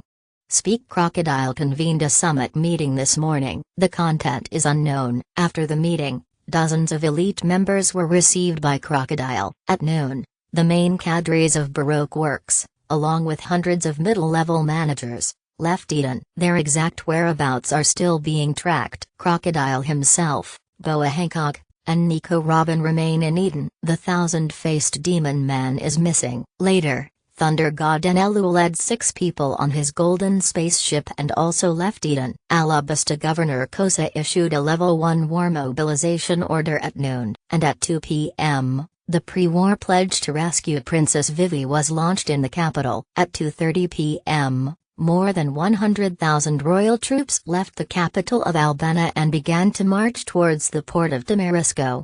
Complete. The intelligence officer reported the news in one breath and wiped the sweat from his forehead. After hearing the second piece of news, the blonde man's expression suddenly became so gloomy that it seemed like water was about to drip from his face. After snatching the document from the intelligence officer's hand, he stood up and quickly left the hall. After walking through a long corridor, the man came to a mahogany door. Before the man could speak, the door opened its mouth first and asked, "His Highness is sleeping and will not see any guests." "Sir, please pass the message quickly and tell them that there is important military intelligence from Alabasta." The blonde man respectfully requested the door squeak. After about 10 minutes, the talking door slowly opened. The blonde man checked his clothes and made sure they were neatly dressed. Then he took a deep breath and walked into the room. As soon as he entered the house, the blonde man felt that countless pairs of eyes were staring at him. He didn't dare to look up,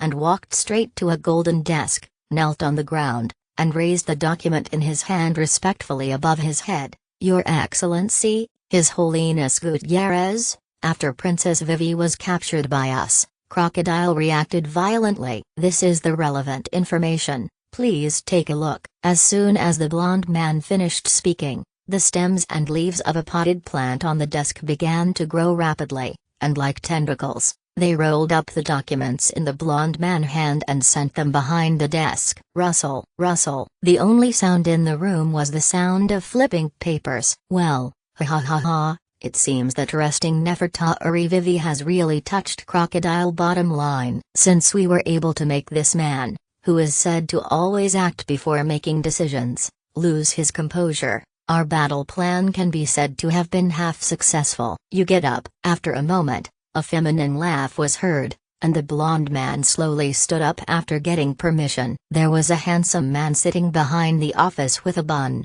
a unique style of the celestial dragons, but he didn't have a bubble hood on his head. "It all thanks to your wise leadership," the blonde man said sincerely. "It because you useless people are so incompetent that the 5 elders had no choice but to ask me to take charge of this place again. If something goes wrong again in this operation against Crocodile, Makeshev, you know my methods. I will never let your highness down again." The blonde man called Makeshev broke out in a cold sweat upon hearing this. With a look of horror, he glanced at the strange paintings hanging on the walls on both sides. All the creatures in the oil paintings were seen moving constantly as if they were alive. The Nefertari family should have been a member of the world nobility. It was only because of some special reasons that their ancestors chose to go to Alabasta to establish a country. From recent intelligence, Nefertari Vivi has amazing business talent. It is obvious that she is very smart, which is very important to us. If possible, I will propose to Lord Yamu that this family be allowed to return to the ranks of the celestial dragons through marriage. Our young generation is full of good-for-nothings who only know how to have fun. It's time to add some fresh blood. As Saint Gutierrez spoke to himself, Makeshev's back was already soaked with cold sweat. He kept begging in his heart, "Stop talking. Is this something a person of my status should listen to?" "Well, we have strayed off topic. This time we are going to surround and kill an emperor-level strongman." "How are your preparations going?" asked Saint Gutierrez. "Your Highness, the location has been chosen. Aside from the 2 men who are going to arrest Vivi and Stussy, the remaining 9 CPO strongest agents have been assembled. If necessary, the gentleman who invited you will also help." Makeshev bowed. "Well, if he goes, then everything will be safe." Saint Gutierrez nodded. "Also, you have to find a way to make Nefertari Vivi completely disappointed in Crocodile. It's important to allow her to devote herself to our work," reminded Saint Gutierrez. Hearing this, Makeshev was suddenly stunned, as if he remembered something. "Your Highness, according to the agent report, Princess Vivi is carrying a long-lost devil fruit that may be very useful. Oh, Saint Gutierrez raised his eyelids and suddenly became curious. According to our internal devil fruit encyclopedia, its name is, rub the fruit. It actually this fruit. Saint Gutierrez's expression immediately became serious when he heard this, but then he relaxed and patted his chest. It scared me, but luckily it in our hands. Otherwise, there will be big trouble. Alabasta, deep in the desert, Crocodile is sitting cross-legged, bare-chested, on top of a sand dune. The scorching sun that could easily burn ordinary people had no effect on him. Developing moves is such a headache. How is it possible to develop any useful moves on your own in such a short time? Crocodile has only developed a few tricks in the past few decades. Crocodile suddenly sighed. But the battle that is about to come is probably much more dangerous than the Battle of Maniford. After all,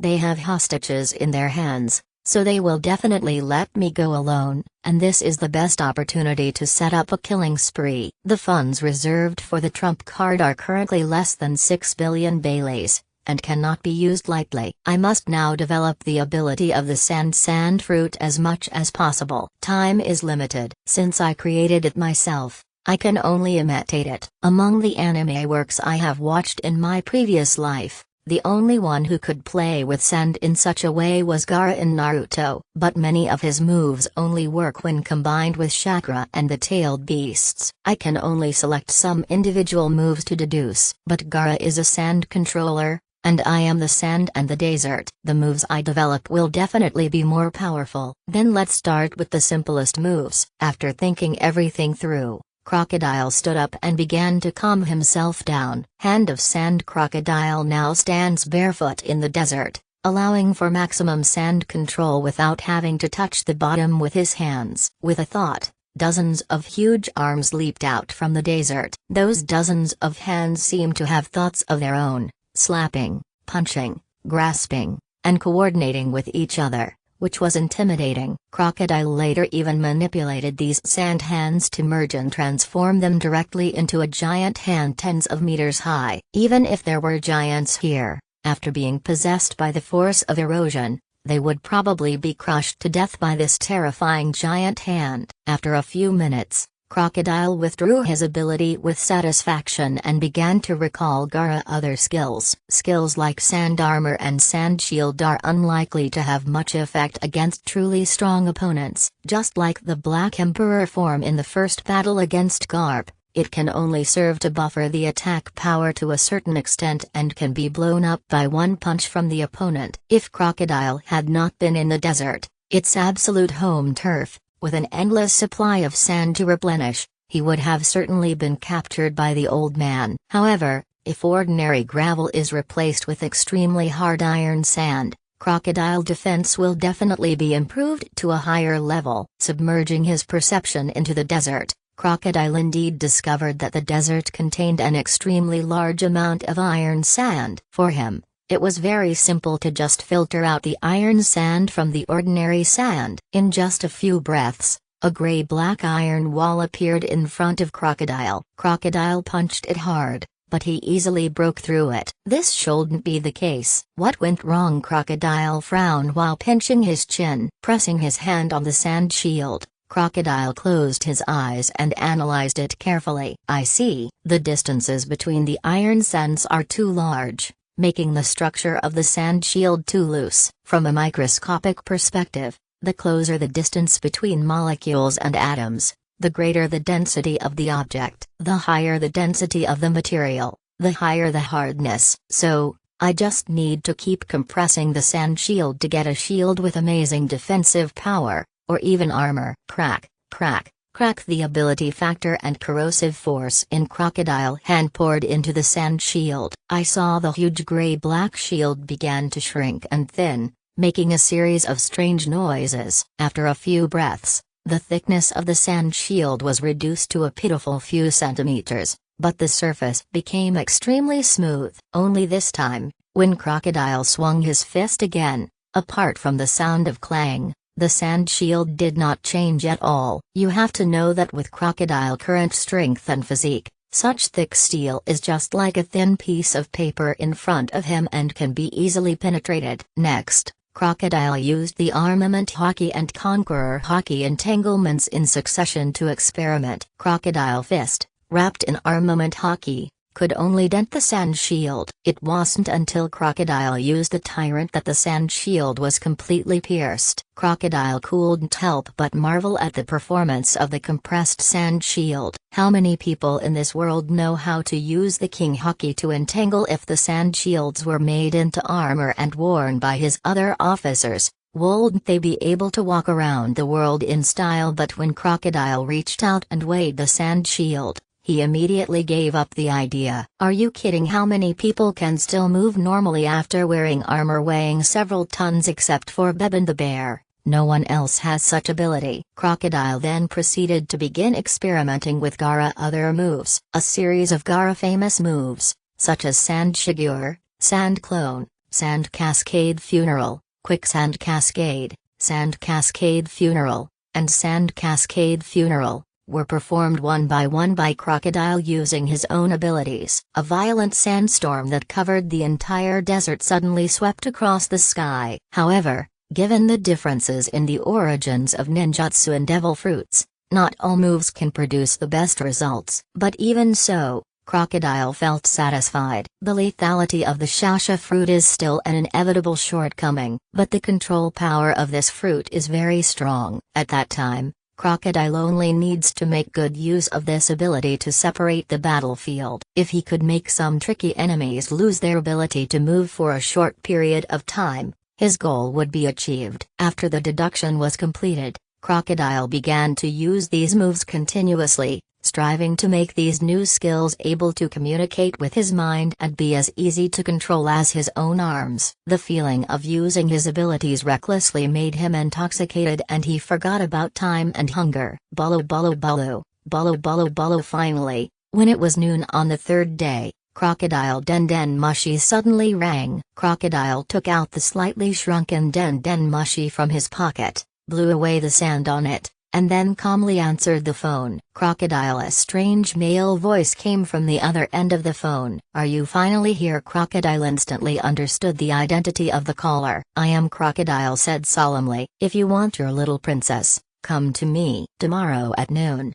You'd better not be late. I will wait for an hour at most. Remember, you are only allowed to come here alone. If not, I can only say sorry. I see. There was no unnecessary nonsense, nor any harsh words. Crocodile tone was frighteningly calm. At his level, he no longer needs to use words to make others feel his deterrent power. Crocodile casually pulled out Anubis stuck in the sand, bent his legs slightly, kicked his feet, and turned into a stream of light and shot into the distance. Soon, Crocodile came to the edge of a bare cliff and patted a huge rock and rhythmically. A few seconds later, the boulder slowly slid to the side, making a muffled rumbling sound. A dark cave appeared, with an endless staircase winding downwards in the cave. Crocodile kicked off and flew straight inside. After flying downwards for more than a minute, the view gradually became wider and there was light. Then there was another metal gate, blocking Crocodile way. The surveillance Den Den Mushi above the gate turned their heads and observed the people from all angles. After a few more seconds,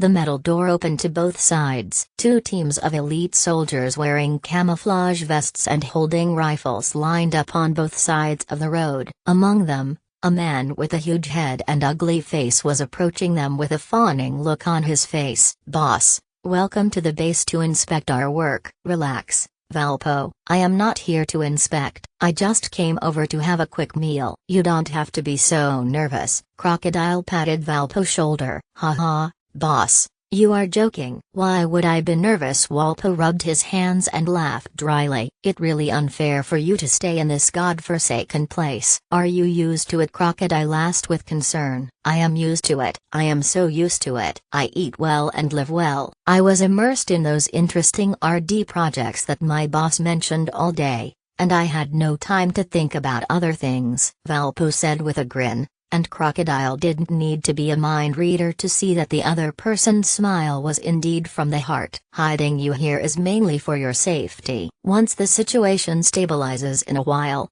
we will arrange for you to go back. Crocodile comforted him. No, My research is now at a critical juncture of a breakthrough. Even if my boss asks me to leave, I won't leave. Walpo waved his hand quickly. Oh, is the research progressing quickly? Tell me about it. Crocodile immediately became interested. The oil and fuel engines that the boss mentioned earlier do have great potential. That magical oil, after being refined, can generate considerable energy after burning. Adding a fuel engine can indeed drive the machinery. It's just that with our current technology, we can't fully utilize the energy produced by that oil. And the way the oil was used was too rough, resulting in a huge amount of oil consumption. I am leading a team to work on these two challenges. Once the problem is solved, it will definitely bring immeasurable changes to the entire world. When Valpo talked about the projects he was working on, his eyes lit up with excitement. He now seems to have fully accepted his transformation from a tyrant to a lobbyist, a chief scientist. Just work hard and don't put too much pressure on yourself. I believe that once your fuel engine is successfully developed, you can even become a great scientist whose influence surpasses Vegapunk. Crocodile pressed Valpo's shoulder and said very sincerely, Really, Crocodile." Invisible praise made Valpo face flush with excitement. The whole person is immersed in the fantasy of future success. It is true that Valpo could not become the king of the most powerful country,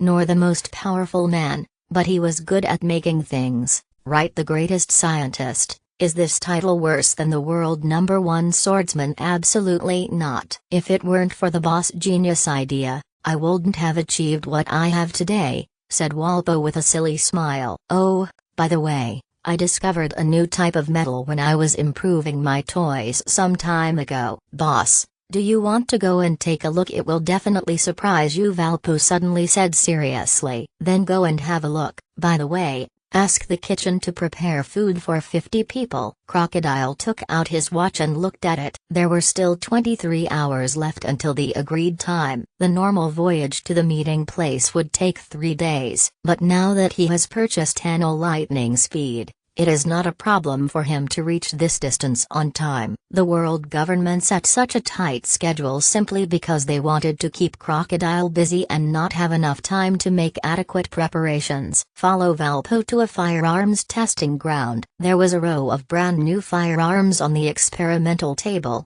even the pointed bullets that Crocodile had proposed earlier. In the center of the test field, there stood a bright silver steel plate, about half a finger thick. Boss, it's that piece of metal. You can attack the metal plate in any way you want to test its strength, Walpo introduced. Have these weapons been tested? Are they stable? Crocodile also showed great interest in the guns on the table. These designs by the boss are really genius and bold. These weapons are several times more powerful and more rapid than flintlock rifles, and they are also more reliable. However, with our current technology, we are not yet able to carry out mass production. As long as we solve the fuel engine problem and have sufficient energy supply, we can immediately start large-scale production, Valpo said with a flattering look on his face. Very good, I will try it first. Crocodile picked out a spear with the largest caliber, and after fiddling with it for a bit, he understood how to use it. After loading the ammunition,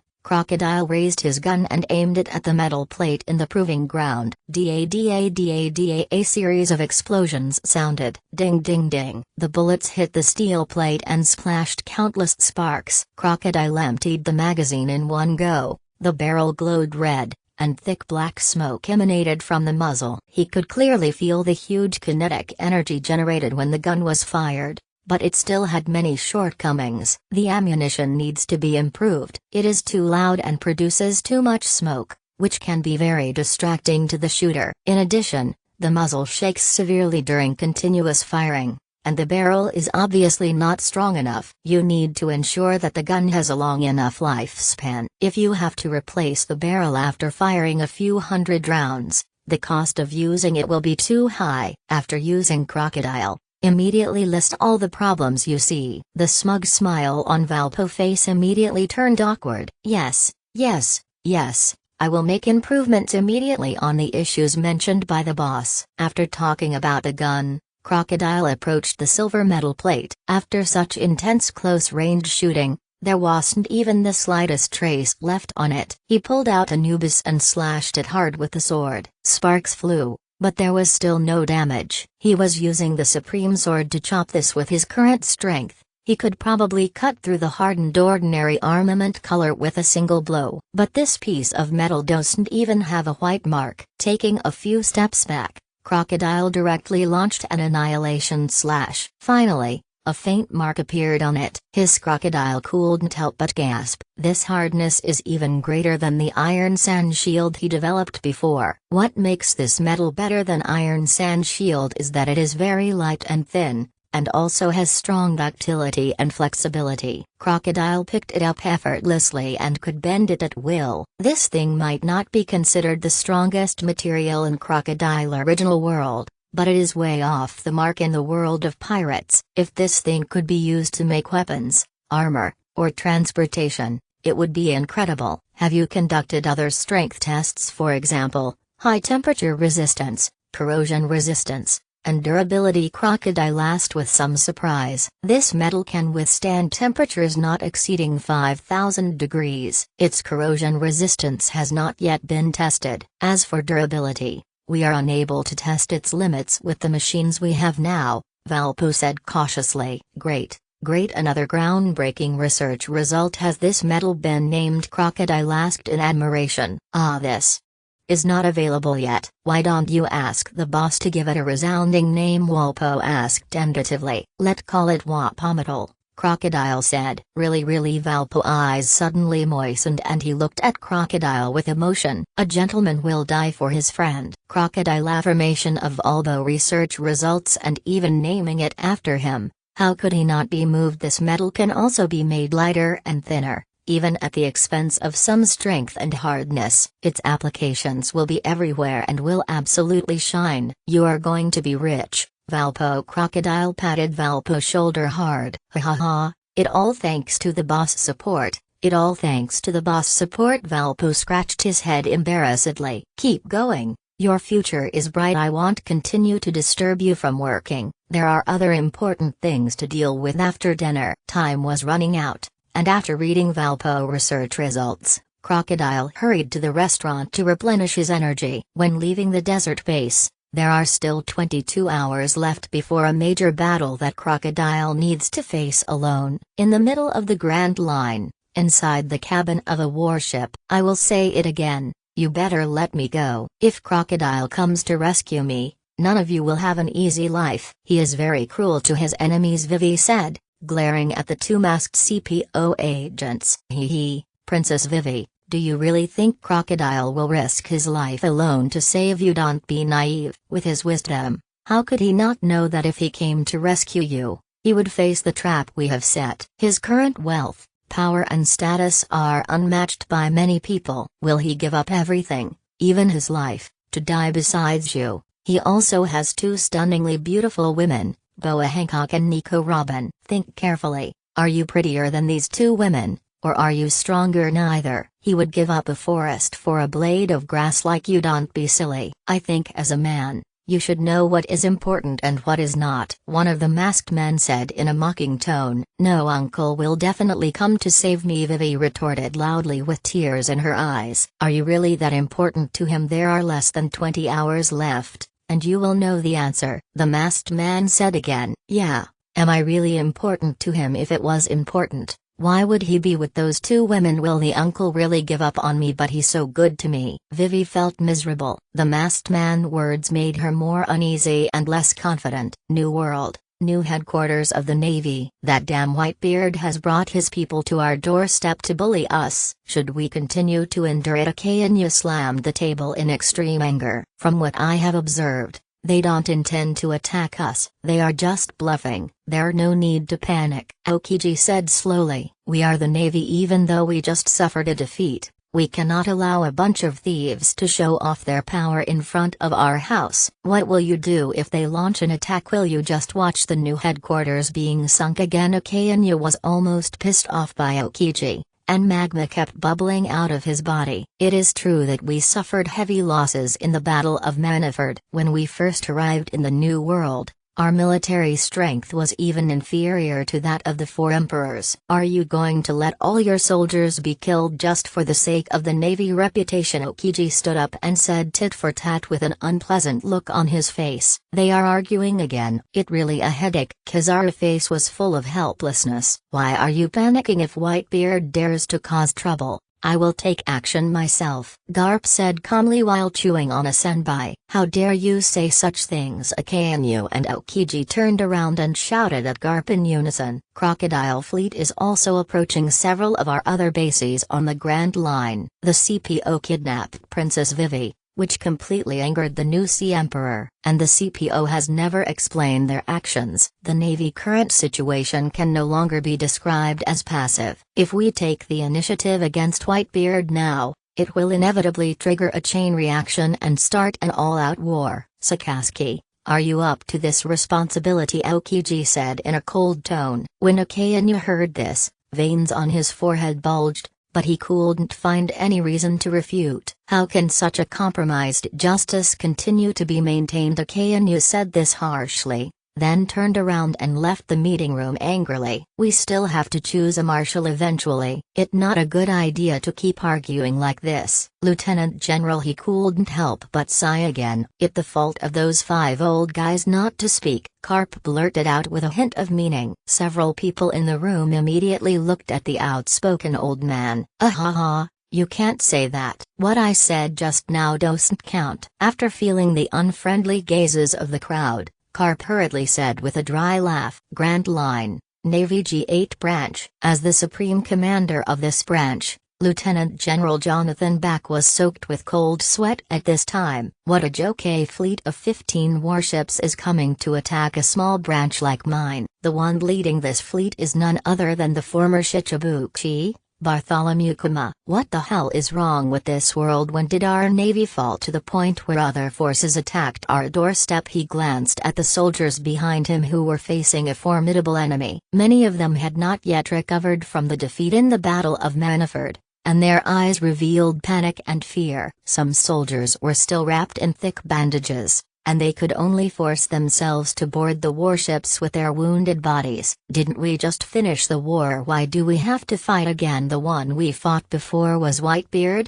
This time it's and Crocodile. We only have 10 warships and more than 6,000 people, while the enemy has twice as many people as us. Can we win? Previously, 100,000 people lost to the 50,000 people of the Whitebeard pirates. If we surrender, will the other side treat the prisoners well? They seem to be regular troops after all. Asshole, if anyone says such depressing words again, I will kill him immediately. The morale of the Navy is at an all-time low. The other 4 naval branches also had similar situations. Grand Line, Kingdom of Isaac, have you found out anything? Whose force is it? Could it be pirates? King Julian asked his army marshal in panic. Your Majesty, this fleet is not pirates, it is flying the royal flag of Alabasta. The marshal expression was also very uneasy. Not a pirate? That good. That good. I met King Cobra of Alabasta at the World Conference. That old guy was quite easy to talk to. King Julian breathed a sigh of relief when he heard this. But the small envoy boat we sent to negotiate was sunk by the other side, the marshal said with a sad face. What did you say? King Julian jumped up from his throne in surprise. It over.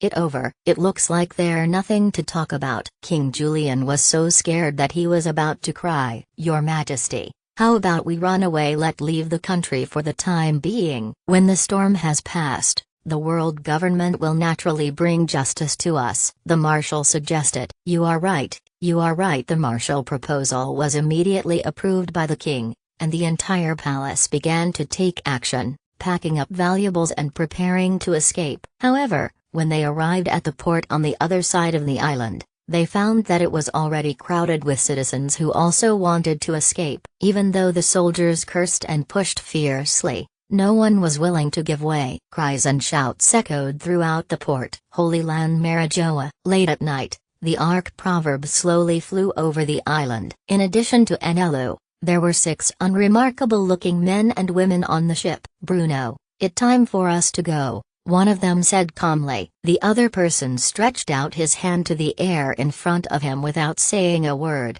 and with a pull, a small round door opened in the air. The 6 people filed in without saying anything. In a dark street in the city below, another door opened in the void. A team of patrolling soldiers was just passing through an alley when the soldier at the end of the line was suddenly dragged in and his neck was broken. In just a few breaths, a man who looked exactly like the soldier just now quickly rejoined the patrol team. Near the CP headquarters, an agent in a black suit was walking quickly with a briefcase. Just as he passed an alley, he was dragged into it. Not long after, the agent walked out of the alley again and headed towards the CP headquarters. When he arrived at the gate and faced the questioning of the guard at the gate, the agent casually said the code word and successfully entered the CP headquarters. In a luxurious villa, the man got up to go to the toilet. Just as he unzipped his pants and tried to free himself, a small door mysteriously opened in the air behind him. A pair of big hands covered his mouth from behind, and there was a crisp click sound. The man's head was rotated 180 degrees, and then he fell forward with a dull bang. The hostess in the house was awakened and came out carefully to check. She saw the scene of her husband's tragic death for no reason at a glance, and her screams of terror echoed throughout the street. Such bizarre and strange scenes continued to happen in Marijoa. The city, which was originally silent in the middle of the night, suddenly became brightly lit. Screams, cries, and calls for help were everywhere. The Holy Land Guards were like firefighters, running around the city. This way of fighting is really boring. I don't know if there will be a suitable opponent tomorrow for me to stretch my muscles. On the Ark Proverbs, Enlil yawned, lazily pointed the golden scepter in his hand toward the sky, and a bolt of lightning shot straight into the sky. The sky above Marijoa suddenly began to change. Vivi, be patient for a while, I will take you home soon. There is still 1 hour before the agreed time, and Crocodile, transformed into lightning, is flying at high speed in the air. At the same time, he also deployed his clairvoyance, and had already locked onto the target island. However, the closer we got to our destination, the darker the sky became, and it seemed that a huge storm was brewing in the sea ahead. Storms are bound to be accompanied by heavy rains, which is definitely not good news for Crocodile. Although the shasha fruit will not become completely ineffective when it comes into contact with water, it will greatly hinder its ability to be used. His strength had been greatly reduced before the battle even started. Fortunately, even though Crocodile no longer has the devil fruit, he can no longer be easily bullied by others. As the distance got closer, Crocodile could already see the situation on the island clearly. This small island is only about 10 square kilometers in size. There is a very small village on the island. Perhaps the people in the village deliberately chose such a remote place to live in seclusion. But at this moment, there were many CP agents in black clothes and black hats standing in the village. The residents who originally lived here are probably in danger. More than 10 minutes later, Crocodile landed quietly on the island without attracting anyone's attention. The storm has begun, with the sounds of wind, rain, and waves never stopping. He opened his mind net and immediately discovered that there were many people hiding in the houses in the village. One of the rooms attracted Crocodile's special attention. There were 3 people in the room, 2 of them were talking, and the other one was breathing weakly and seemed to be sleeping. The time is almost up. Will Crocodile come? Yes, this girl is very important to him. If he comes today, he won't be able to go back alive. It seems like the sedative she was given was a bit too much. It better to let her be quiet. The noise is annoying. Through the conversation between the two, Crocodile concluded that the third person in the house was most likely Vivi. I am here to save people, not to kill you. I will teach you a lesson today. Crocodile sneered at this. Crocodile immediately purchased the transparent fruit and disappeared into nothingness. The loud noise brought by the storm completely drowned out any slight noise he made. Crocodile walked into the village silently,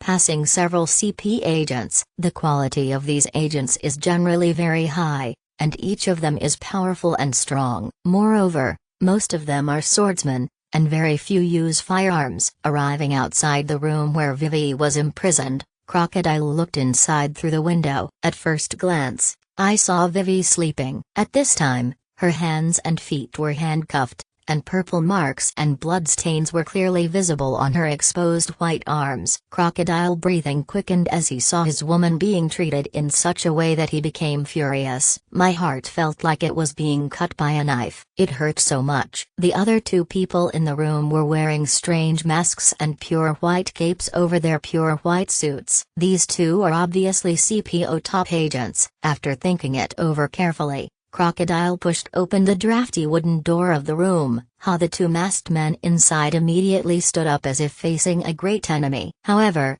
apart from the wooden door that was constantly flapping in the strong wind, the two did not notice anything unusual. This broken door can't even block the wind. I really don't know how those people lived there before. One of the masked men stood up and walked towards the door, mumbling. After seeing other agents on guard outside the door, he immediately relaxed his vigilance. Just as he was about to reach for the door handle, a purple halo hit him directly when he was completely unprepared, only 10 centimeters away from his body. The masked man movement of opening the door seemed to stop immediately. What wrong? Another masked man noticed something unusual and came to check, but before he could get close, several purple light circles shot out in the air. The masked man reacted quickly and dodged in an instant. It was just that those apertures, which were not moving very fast, seemed to have predicted the trajectory of his movement in advance. As soon as the masked man moved,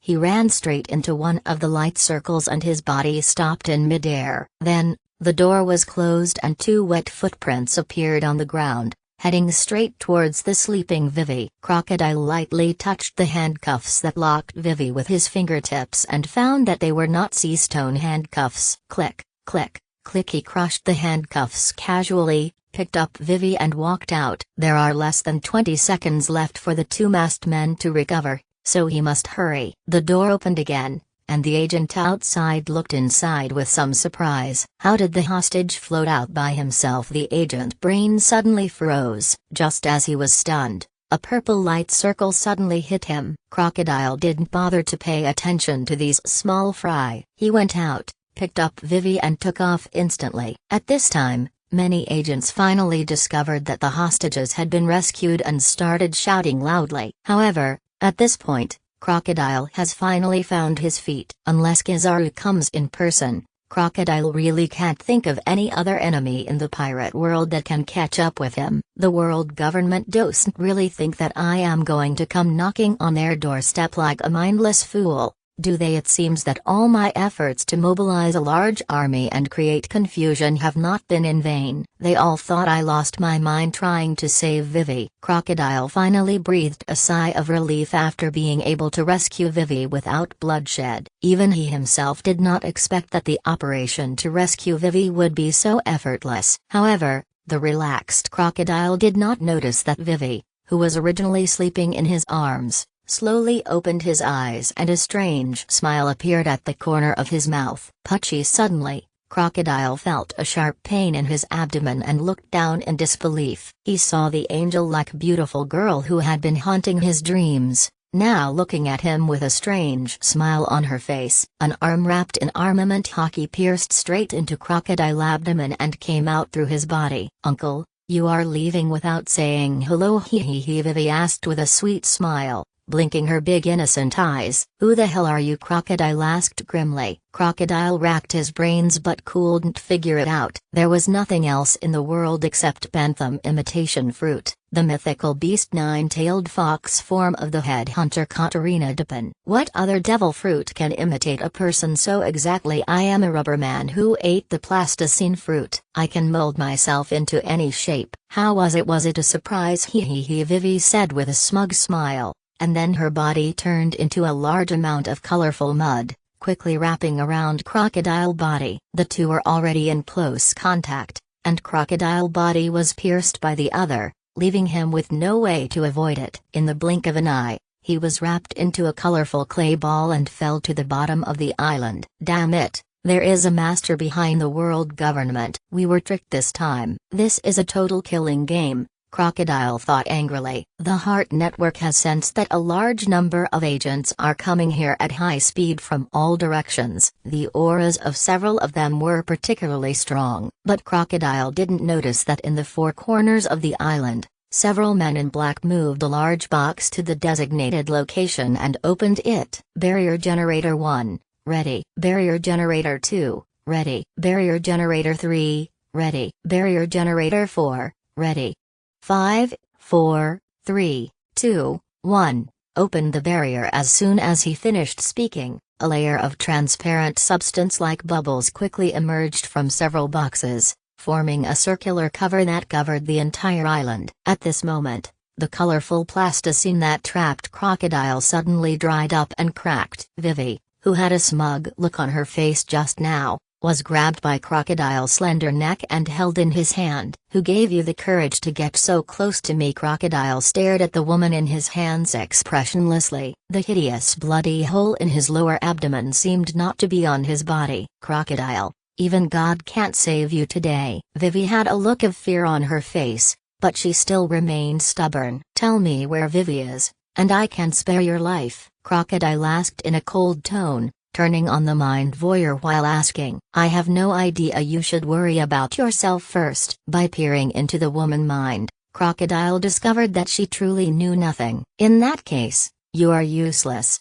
Stop. At this moment, several white figures appeared instantly. One of the tall blonde men shouted anxiously. However, it was too late. Crocodile looked at the other person unmoved, tightened his hand around the woman's neck, and activated the corrosive force. This woman, who looked exactly like Vivi, turned into a mummy in the blink of an eye. Crocodile used a little more force, and with a crack sound, the mummy shattered directly from the neck. No, Makashev's eyes were red with anger. This is the man with the most outstanding military achievements under his command, and also the person he admires in his heart. According to their original plan, the fake Vivi would give Crocodile a fatal blow when he was exhausted. But he never expected that Crocodile could become invisible, let alone take the hostage away without any hindrance. If the fake Vivi hadn't acted in time, given the speed at which Crocodile was defeated, she would have probably escaped long ago. "Sorry, I used a little too much force." "This woman seems very important to you." Crocodile smiled slightly,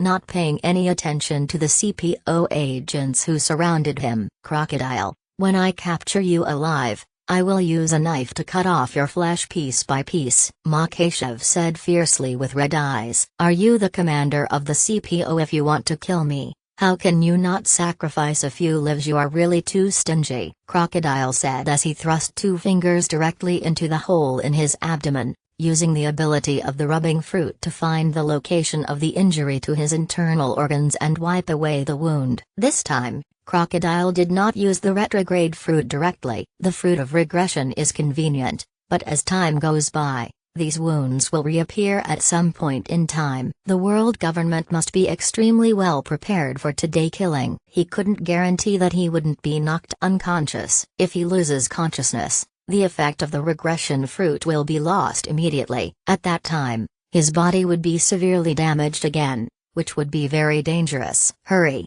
don't let him continue the treatment." Makashev noticed Crocodile's actions and shouted. He also pulled out the double pistols from his waist and started shooting wildly at Crocodile. If Crocodile could heal her injuries so quickly, Anya would have died in vain. Crocodile saw his opponents closing in on him and immediately transformed into lightning and leapt into the air. It only took a few seconds for his injuries to fully recover. However, Crocodile only flew upwards for dozens of meters before it slammed into an invisible wall, making a loud bang sound. With his lightning speed, he crashed straight into it, and you can imagine how much force it had. Even though his physical fitness was far superior to that of an ordinary person, he was still hit so hard that he felt dizzy and saw stars. "Damn, what the hell is this thing?" Crocodile cried out in pain, holding his head. However, at this moment, the CPO agents had already caught up with him using moon steps, leaving him no chance to breathe. Crocodile quickly drew out Anubis,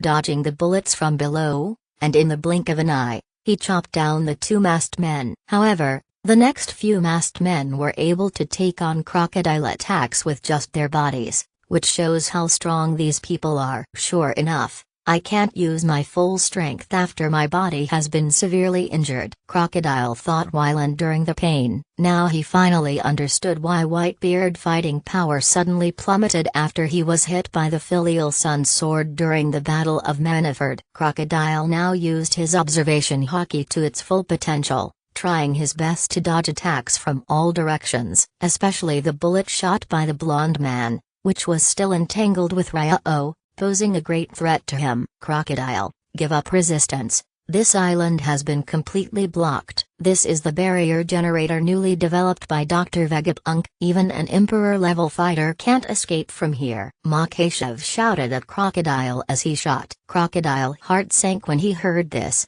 This killing situation was simply perfect. If it weren't for the strongest training camp, he would probably have died here today. However, he was unwilling to continue the current stalemate. Such high-intensity combat consumes a huge amount of mental and physical strength. What he was worried about was that the other party had not yet played all his cards. The current people and methods are just the first stage in encircling and killing him. The main purpose is to consume him. But how could Crocodile let them do as they wished? He had already prepared himself mentally for this situation. He came here today to rescue Vivi. What Crocodile wants is to force these people to tell him where Vivi is and rescue her. Do you know that trapping a wild beast will only arouse its ferocity to the greatest extent? You dare to be locked up with me. It seems that you are ready for all of you to die. Crocodile swung Anubis and sent out dozens of annihilation slashes in succession, forcing back the people who were besieging him,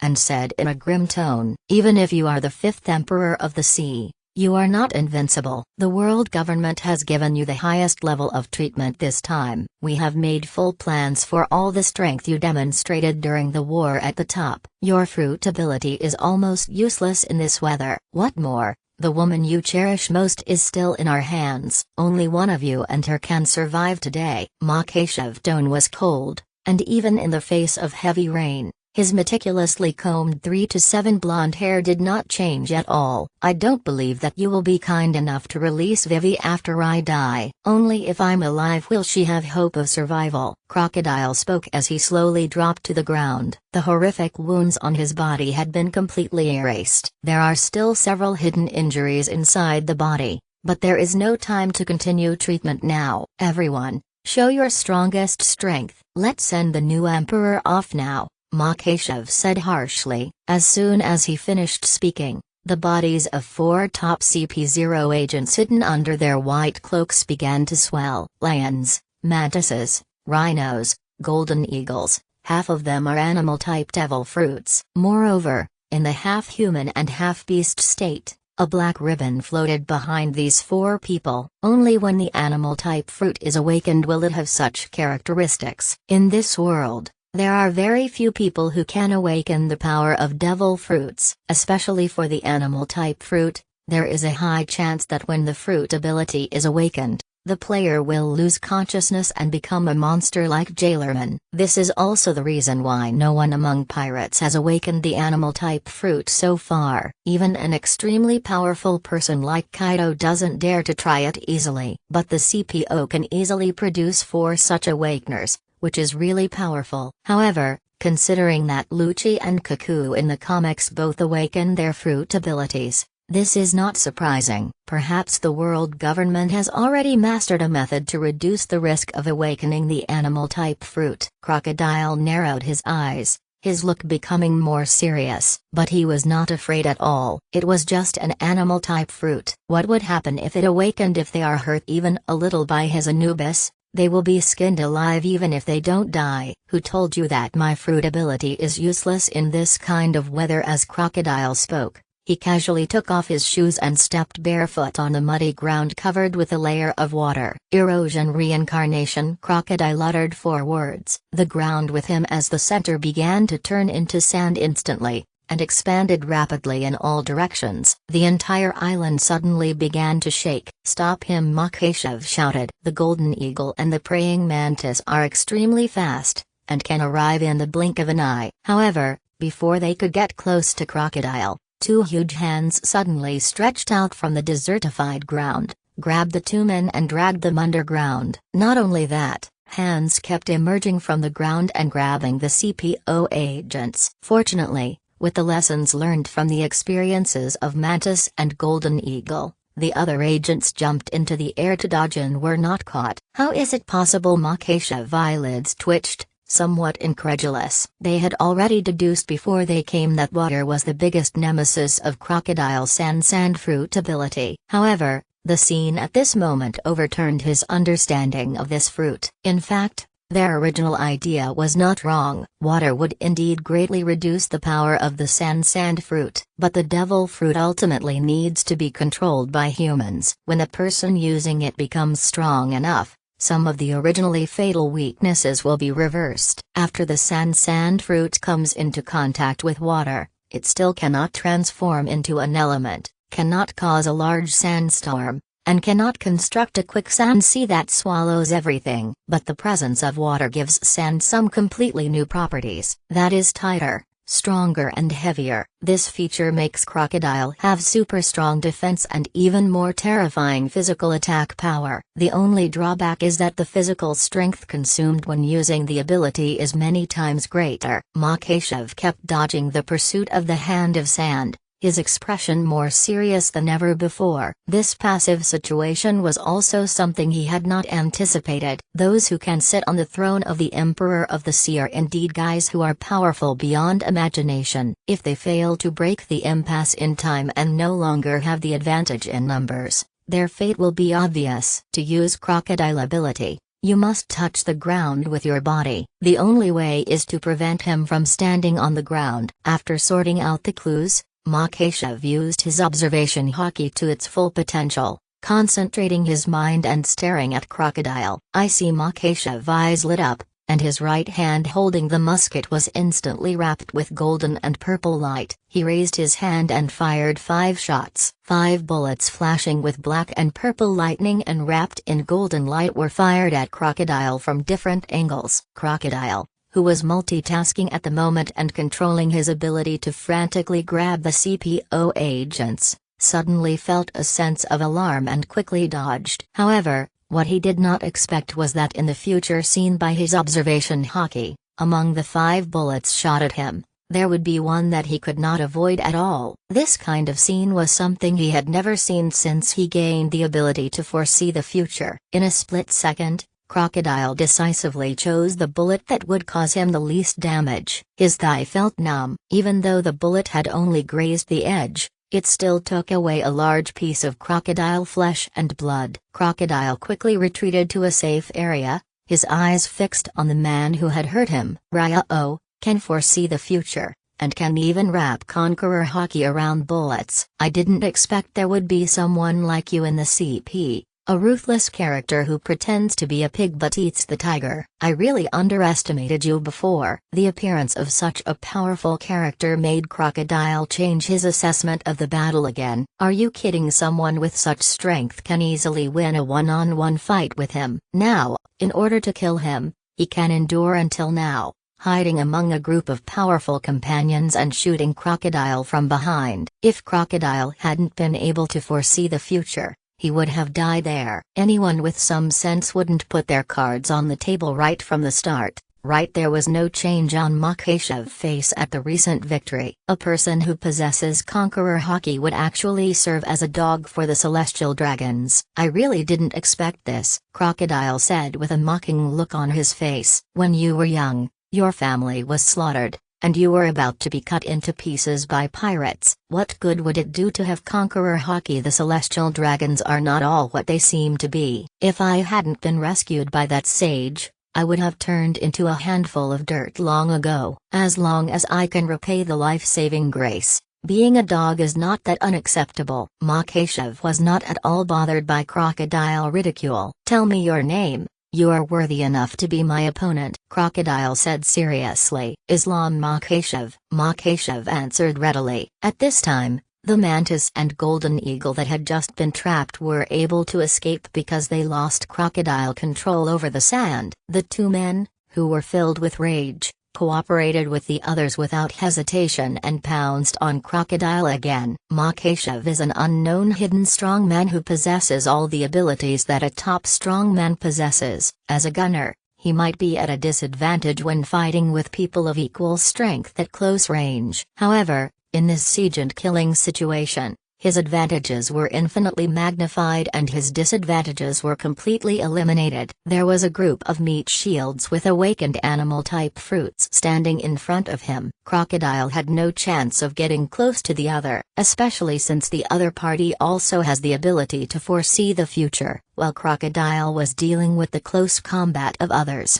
he also had to distract himself from dodging this man's carefully calculated cold gunshot. For a short period of time, he could only defend himself. It seems that the only way to reverse this situation now is to buy that thing, Crocodile thought. While being knocked back by the lion punch, Crocodile immersed his consciousness into the strongest training camp at the fastest speed in his life, spending 5 billion Baileys to buy his target option, and then quickly exiting it. When Crocodile opened his eyes again, he saw the mantis and the golden eagle flying over his head, waving their black sickles and claws. In an instant, a scarlet light flashed in Crocodile's eyes, and an overwhelming domineering aura burst out. Crocodile's terrifying domineering aura exploded, and he was immediately like a god descending from heaven, shocking everyone in the audience, especially the golden eagle and mantis that were closest to him. Their eyes lost focus the moment they were affected by Crocodile's domineering color. His domineering aura is so powerful. Oh no, wake up and get out of the way, Makeshev shouted anxiously when he saw the bodies of his two men suspended in the air. How could Crocodile let go of such a good opportunity? Anubis, filled with deathly aura, stabbed the golden eagle in the chest. Crocodile then quickly pulled out the knife and stabbed the mantis not far away again. Unexpectedly, the mantis recovered to normal in a very short time. He used his extremely strong arms to block Crocodile's attack with just the slightest effort. The golden eagle, which suffered a fatal blow, fell from the sky immediately. The recovery ability of the animal-type fruit after awakening is extremely strong. If it is an ordinary attack, even stabbing into the opponent's chest will not be fatal. However, not everyone can withstand Crocodile's attack that contains death energy. The golden eagle tried to use its own powerful vitality to fight against the death energy, but this action only accelerated the spread of the death energy. The golden eagle let out a mournful cry and then returned to its normal human form. He knew that he was not far from death. Igor Makeshev gritted his teeth in pain when he saw this. After seeing Crocodile's performance in the Battle of Manafort, all CPO agents knew that once they were stabbed by his knife, they would die. Even a top-level warrior like the Sengoku eventually turned into a handful of black ash. In just a few breaths, the wound on the golden eagle chest had spread to the size of a human head. Even if he awakened the animal-type fruit and had extremely strong vitality, there was no possibility for him to survive. The battle to siege Crocodile had only begun for a few dozen minutes when CPO lost two generals in succession. Makeshev felt his heart was bleeding. These top agents were all geniuses that he had selected after much hard work over the years, and he had spent countless efforts in training them. He gathered so many elites whose strength was close to that of the admirals of the Navy, just to strangle Crocodile. I didn't expect this person to be so difficult to deal with all kinds of tricks coming up one after another. If they continue like this, even if they can kill Crocodile in the end,